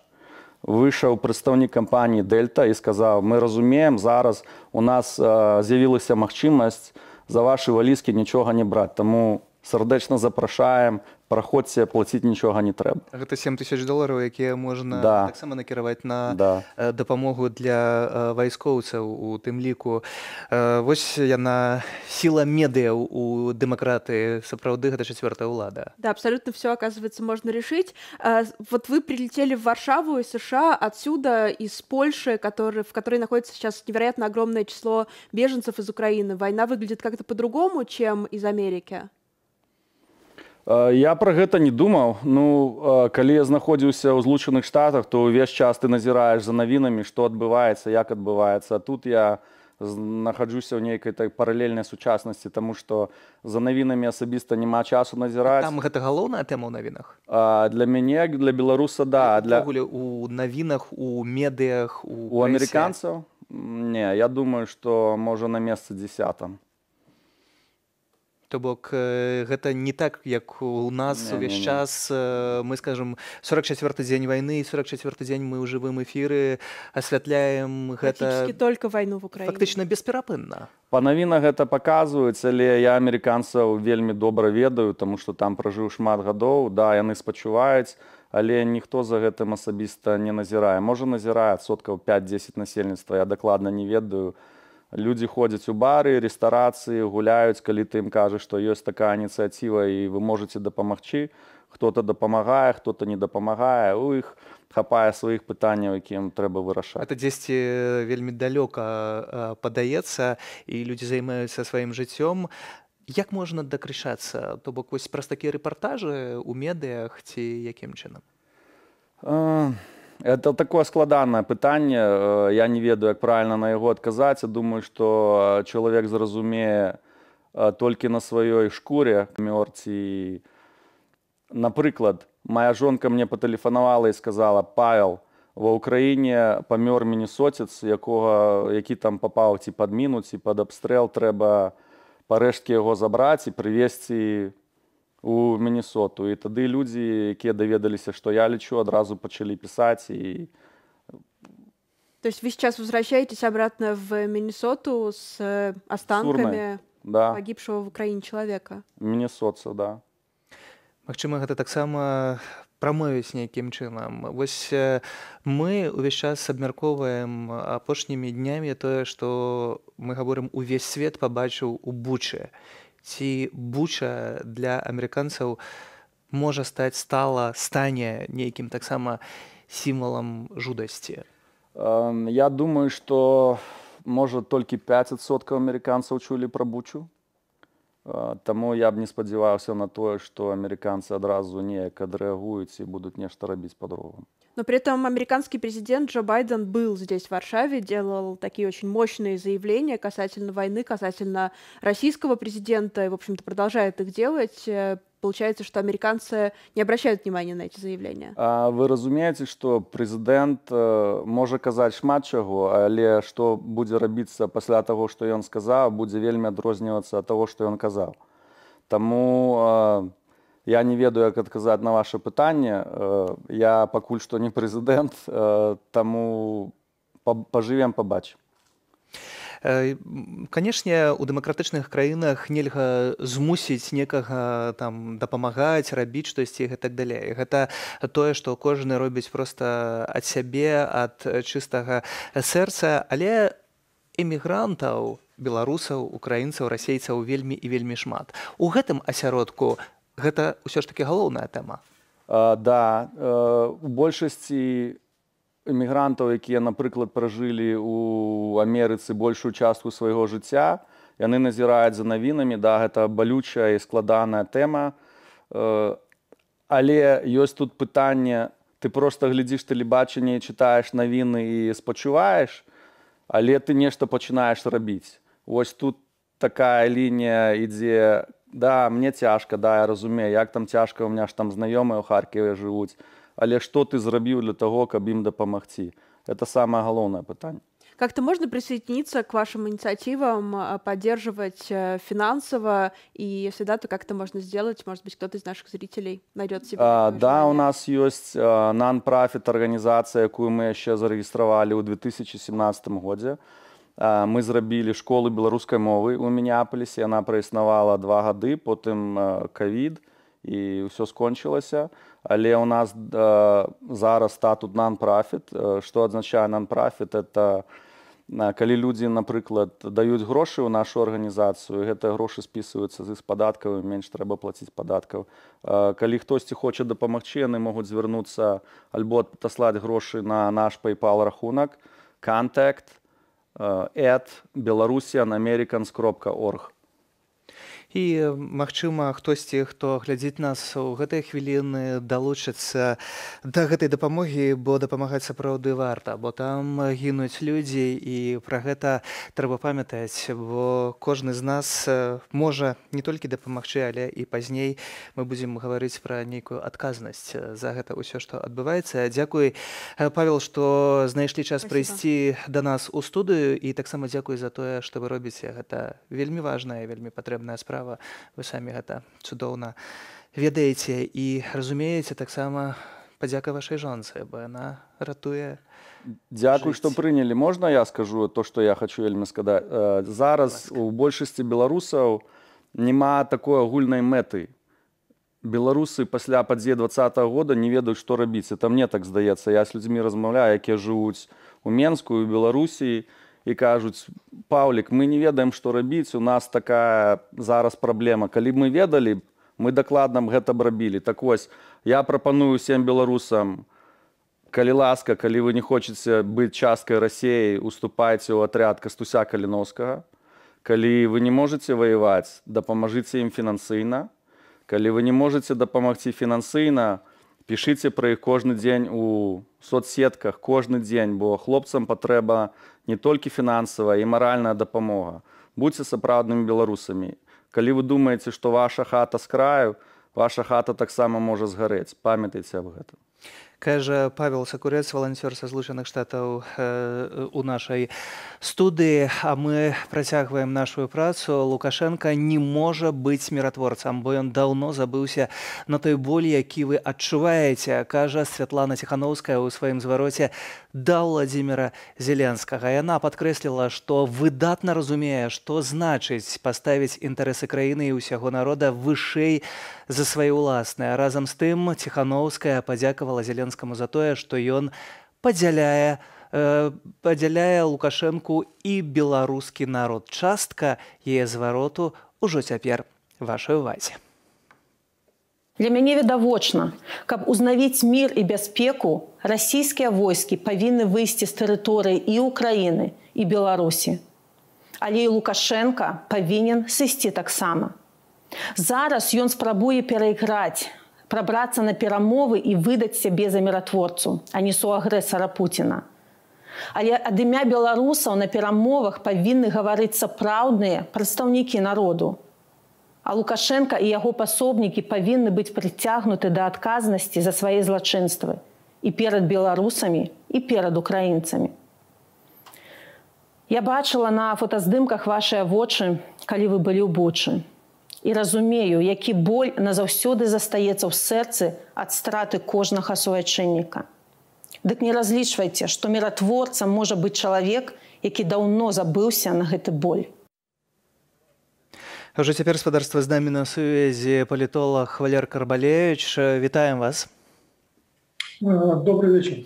Спадар Валер, як вы бачыце, Александр Лукашенко, ён вельмі спрытны, гэта паказалі самыя розныя ягоныя выхадкі і тое, што ён рабіў раней. Ці гэтым часам у яго таксама атрымаецца абдурыць усіх і пераабуцца і стаць міратворцам?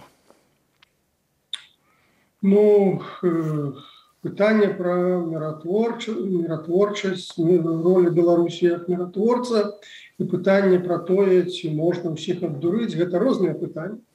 І іх звязваць адно з адным, мне падаецца, не варта. Што тычыцца ролі міратворца, то сёння бачна, што з гэтай ролі нічога не атрымаецца. Перамовы прайшлі толькі 2-3 першыя раунды перамоваў прайшлі на тэрыторыі Беларусі.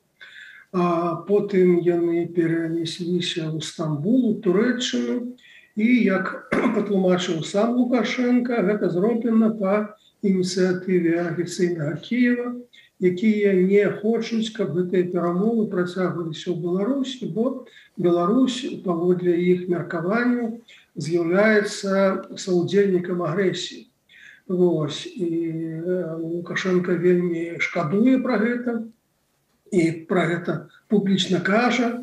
Вось. Ну і таму здаецца, што гэтым разам роля міратворца яна закончылася, і ён цяпер прэтэндуе на іншую роль, на ролю удзельнікаў перамоў. Ён хоча сесці за гэты стол перамоваў, дзе сядзяць дэлегацыі Расіі і Украіны. Ну, не персанальна ён хоча, каб беларуская дэлегацыя таксама удзельнічала. То бок на хаду ён мяняе свае прэтэнзіі і хоча з'явіцца там, на гэтых перамовах уже ў новай якасці. Але міністр Сергей Лаўроў таксама заявіў пра гэта, што Беларусь павінна быць за гэтым сталом. Але ў якасці каго? У якой якасці? И возможно ли, что Беларусь будет гарантом безопасности Украины в этой ситуации? Не, Лаўроў сказал іншае. Лаўроў сказал не про то, что Беларусь будет удзельнікам перамоваў. Лаўроў кажа, что Беларусь павінна быць адным з гарантаў бяспекі, які патрабуе Украіна ў абмен на свой нейтральны статус, на згоду не ўступаць у НАТО. Ось, паводле ідэі афіцыйнага Кіева, у абмен на гэты нейтральны статус Украіна павінна мець гаранты.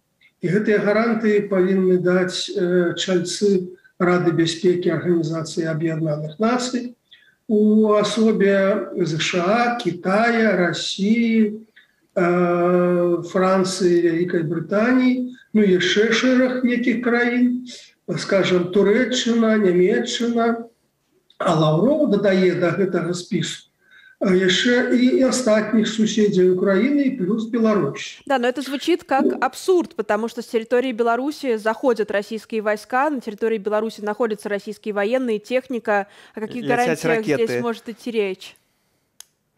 Но еще больше девосная выглядит роля России гаранта бяспекі. Не меньшая, чем роля Беларуси. Увогуле ідэя Лаўрова такая: чым больш будзе краін гарантаў, тым менш будзе гаранты бяспекі. Бо калі гарантамі з'яўляюцца краіны з супрацьлеглай пазіцыі, ну, напрыклад, Россия, Беларусь з аднаго боку, з другого боку, скажем, там США, Франция, то ў крызісны момант гэтыя краіны-гаранты павінны неяк дамовіцца і дзейнічаць сумесна. А як могут домовиться, скажем, США с Францией и Россия Беларусь? Ну, то бок, чым больше этих краін-гарантаў, тым цяжэй ім узгадніць свае дзеянні, і тым больш сама ідэя гаранты размываецца. Вось, мне падаецца, у чым ідэя Лаўрова. Размыць саму ідэю гаранты, включыць у гэты спіс краін вялікую колькасць дзяржаў, і няхай яны гарантуюць на паперы што заўгодна, а ў рэальнасці яны нічога гарантаваць не могуць, бо іх пазіцыі могуць крызіса будуць абсалютна процілеглымі. Бо тут выглядае на тое, што проста ніхто ні пра што нібыта дамаўляцца не хоча, а прыдумляюць нейкія новыя акалічнасці і абставіны дзеля таго, каб былі размовы дзеля размоваў. Спадар Валер, мы працягнем праз момант, бо цяпер час на навіны. Застаньцеся, калі ласка, з намі. В Беларуси повышают цены на проезд в общественном транспорте. Первыми стали платить больше пассажиры в Гомельской и Брестской областях, затем в Гродненской и Минской. Талончики подорожали сразу на 10 копеек за одну поездку. О подобных планах белорусское правительство говорило еще в конце прошлого года. Но тогда речь шла о подорожании на 5 копеек. Не менш за 50 чалавек загінулі і больш за сотню атрымалі раненні ў выніку сённяшняга ракетнага ўдару па чыгуначным вакзале ў Краматорску Донецкай вобласці. Там у той момант былі тысячы чалавек, якія спрабавалі пакінуць горад. Загінулі як меней 50 чалавек, больш за сотню параненыя, уключаючы дзяцей. Расійскія вайскоўцы паспяшаліся заявіць, што гэта была іхная удалая атака, але пасля сталі сцвярджаць, што абстрэл быў здзейснены з пазіцыі ўзброеных сілаў Украіны. Председатель Еврокомиссии Урсула фон дер Ляйен, глава дипломатии ЕС Жозеп Боррель, а также другие официальные лица Евросоюза и Украины посетили сегодня город Бучу Киевской области. Мы увидели жестокий лик путинской армии, так сказала фон дер Ляйен. Позже состоялась встреча европейской делегации с президентом Украины Владимиром Зеленским.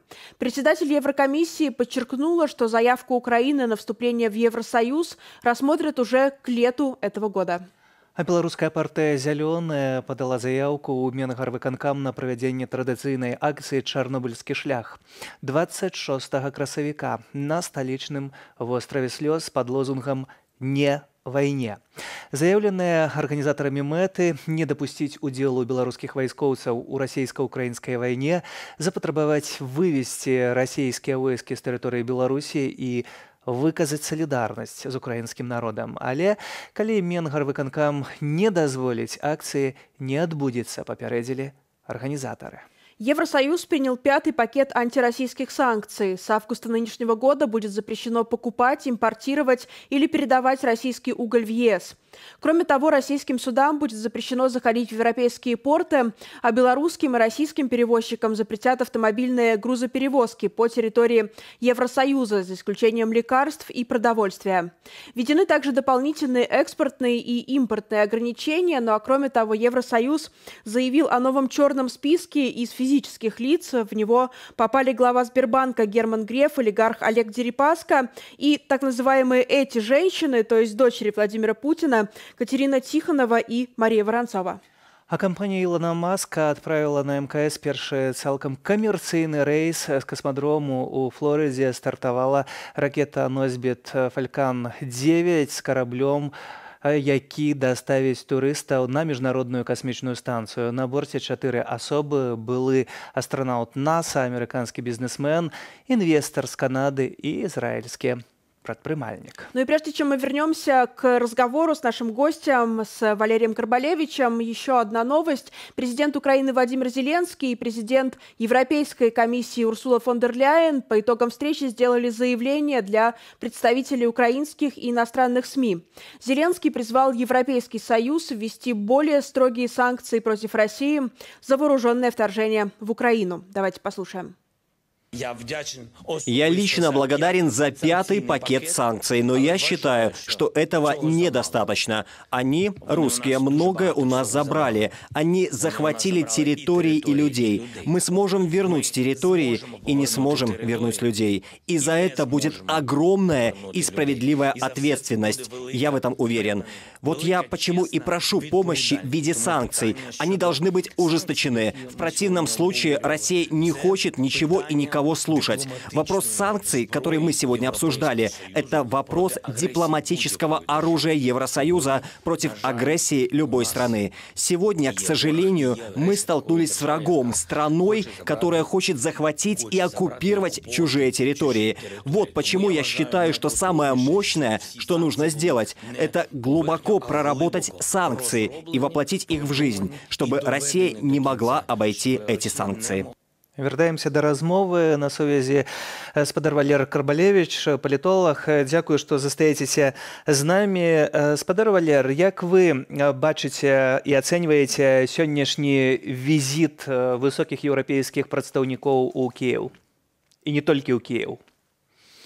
Ну, гэта дэманстрацыя салідарнасці з боку еўрапейскага звязу, салідарнасці з Украінай, з украінскім народам, асабліва ў звязку з тымі падзеямі вакол Бучы і другіх злачынстваў, якія здзейснены на тэрыторыі Украіны.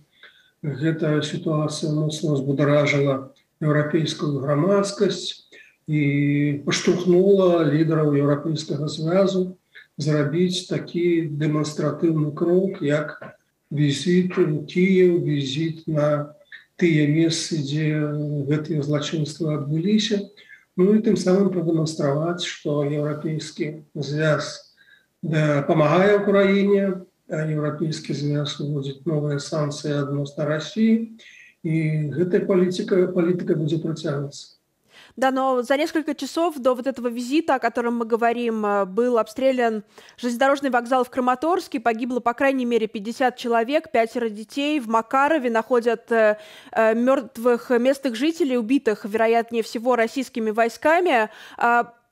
Санкции, которые вводит Евросоюз, по вашему мнению, являются в этом контексте достаточными? Они способны остановить войну? Является ли это таким очень сильным политическим жестом, по вашей оценке, как это выглядит?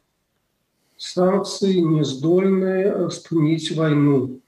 Их функция не в этом. Санкции вводятся для того, как разбурить экономику России, как выкинуть Россию з глобального экономічного жыцця, каб павялічыць тэхналагічны разрыв паміж Расіяй і краінамі захаду, паміж Расіяй і Кітаем, і тым самым мінімізаваць магчымасці Расіі ў будучым ажыццяўляць нейкія агрэсіі супраць суседзяў і ўвогуле пагражаць свету. Таму санкцыі гэта гульня ў доўгую. Гэта гульня на нейкі больш далёкасяжны перыяд. А вось каб такое было, каб вялі санкцыі, Расія тут спыніла вайну, гэта наўрад ці на гэта ніхто не спадзяецца, гэта было б ілюзіяй. Дзякуй вам за гэтую размову. Палітолог Валер Карбалевіч з намі на сувязі. Толькі дадам, напэўна, што да ўсіх гэтых санкцыяў самае галоўнае было б проста перастаць набываць нафту і газ, і гэта былі б самыя сур'ёзныя санкцыі. Перейдем к другим новостям. Россия вышлет из страны 45 польских дипломатов в ответ на выдворение сотрудников посольства в Польше. Уже не первую неделю страны Евросоюза и Россия соревнуются, кто вышлет дипломатов больше. К этому часу известно, что покинут западные страны около 400 российских сотрудников внешнеполитического ведомства. Москва в ответ ввела визы даже для дипломатов. А как обстоят дела с получением Шенгена для простых россиян? В этом разбирался наш корреспондент в Москве. Максим уже не первый год мечтает увидеть европейские страны. Но с начала пандемии границы были наглухо закрыты. А теперь так называемая специальная военная операция. Планировал поехать в отпуск в Европу куда-нибудь, начал оформлять шенгенские визы, но непонятно, кто их выдает, где это получать, сколько это стоит. Все очень подорожало. Стал присматриваться в последнее время к Турции. Даже та подорожала на 30% сейчас. Пока в России работают визовые центры большинства стран Европы. В среднем Шенген стоит 35 евро плюс сервисный сбор агентства, который помогает туристу в оформлении. На долю россиян приходится самое большое количество шенгенских виз в мире. Только в доковидном 2019 году было подано больше 4 миллионов заявлений на визу. Это почти четверть от всех запросов. Но уже в 2022 прекратили выдачу виз Чехия, Литва, Латвия и Эстония. Некоторые страны ужесточили правила. Некоторые страны увеличили визовый сбор. Насколько я знаю, Венгрия недавно повысила сервисный сбор и консульский сбор. Есть сложности с предоставлением документов, вернее, новые требования по предоставлению документов у Испании и Франции, если не ошибаюсь. Необходимо, и у Греции, кстати, тоже необходимо подтверждать проживание и перелет тех авиакомпаний, через которые можно лететь. И должна быть обязательно подтвержденная выписка и ваучеры, которые можно проверить. Долететь из России напрямую в Европу сейчас невозможно. Все страны Евросоюза наложили санкции на Москву из-за так называемой специальной военной операции и полностью закрыли свое небо. Из-за огромного спроса цены на билеты в ЕС через Турцию, например, улетели в космос. Правительство России предложило альтернативу гражданам. С 9 апреля они могут слетать в КНДР, Ирак, Зимбабве или Афганистан. Всего в списке вновь открытых стран после ковидных ограничений 52 направления. Непонятно, будут ли куда-то чартерные рейсы или какие-то, на которых было бы комфортно путешествовать и отправляться именно с целью туризма. Но я думаю, что страны СНГ, которые входят в 52 страны, открытые для нас, и такие страны, как Турция, Египет, они все равно останутся популярными. На этой неделе Владимир Путин подписал указ об ответных визовых мерах для граждан 48 недружественных стран. От западных сотрудников внешнеполитических ведомств требуют оформлять визы. Дипломатический паспорт не поможет. Платным стал въезд для членов официальных делегаций. Теперь посещение России обойдется в 35 евро.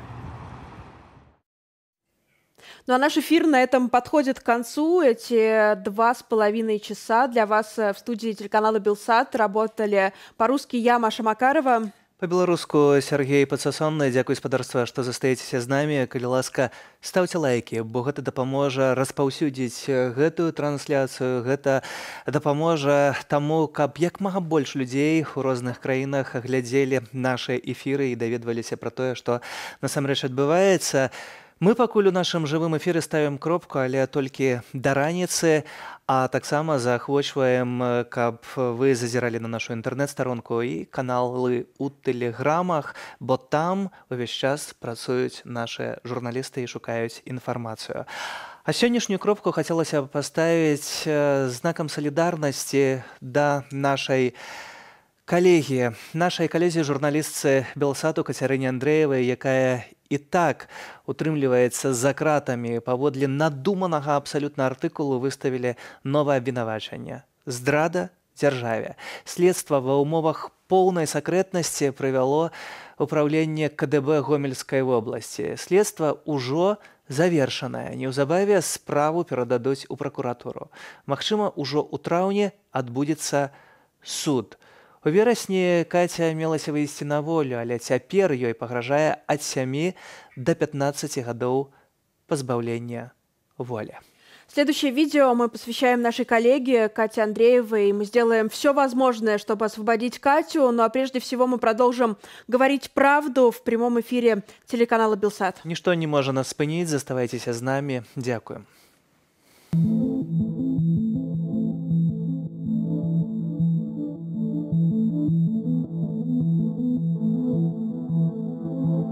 Я памятаю, як ми зустрілися в Мінському офісі Белсату, і тоді на планерці опинулося, що є важне завдання, треба їхати поза Мінськ, там 150-100 кілометрів від городу, і робити важну історію.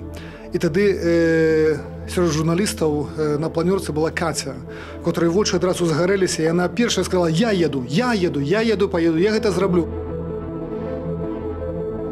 Гэта абвінавачанне ўжо вырак. Вырак за ейную моцу і за ейную прынцыповую пазіцыю. Здрадзіць дзяржаве Кацярына не магла, бо акурат ад імя дзяржавы сёння тэрарызуюць беларусаў, украінцаў, палякаў, літоўцаў, злачынцы сусветнага маштабу. Кацярына казала, што 2 гады за кратамі яна вытрывае, а за сваю пазіцыю і праўду сядзяць і па 20 гадоў. То ці не за гэтыя словы учапіліся ейныя каты?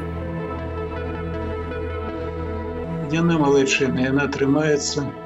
Я не веру, што яе зламаюць.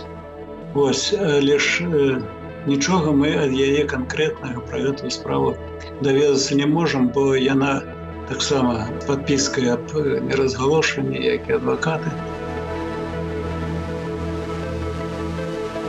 Важна, што гэта адна з лепшых, магчыма, беларускіх журналістак на сённяшні дзень. Я не кажу нават на Белсаце, я кажу пра ўсю беларускую журналістыку незалежную, таму што Кацярына даследавала тыя тэмы, за якія шмат хто не хацеў, баяўся, не мог узяцца. Яна не баялася гэтых тэмаў, яна заўсёды была зацікаўлена ў тым, каб быць у цэнтры падзеяў. І гэта вельмі добра сведчыць тое, што зараз з ёй адбываецца, гэта менавіта помста за вось гэтае быццё лепшай. Очень важно обращать внимание на то, что речь идет не об активистах, не о политиках, не об оппозиционерах, а о журналистах, то есть о людях, которые просто выполняли свою работу, которые не борются за власть, не борются за изменение политического строя, а прежде всего рассказывают о том, что происходит. Галоўная зброя журналістаў – гэта інфармацыя, і гэта праўда. І тое, што мы можам зрабіць, гэта не маўчаць, гэта крычаць, гэта расказваць паўсюдна, што адбываецца ў Беларусі. Расказваць пра справу Дашы, расказваць пра справу Каці, расказваць пра справу Анджэя Пачобута, Владзіміра Мацкевіча і іншых журналістаў, якія знаходзяцца за кратамі. У гэтым наша галоўная місія. Кацярына Андрэева надзвычай смелая і прынцыповая журналістка, надзвычай мужная, якая прайшла не адно затрыманне і ўжо 1,5 года знаходзіцца за кратамі. Тое, што зараз на яе завялі новую справу, гэта спроба зламаць яе. Гэта проста расправа над ёй за тое, што яна не здаецца. Бо яна не пагаджаецца на ўмовы турэмшчыкаў, не піша ніякія пакаяльныя пісьма, а застаецца сабой.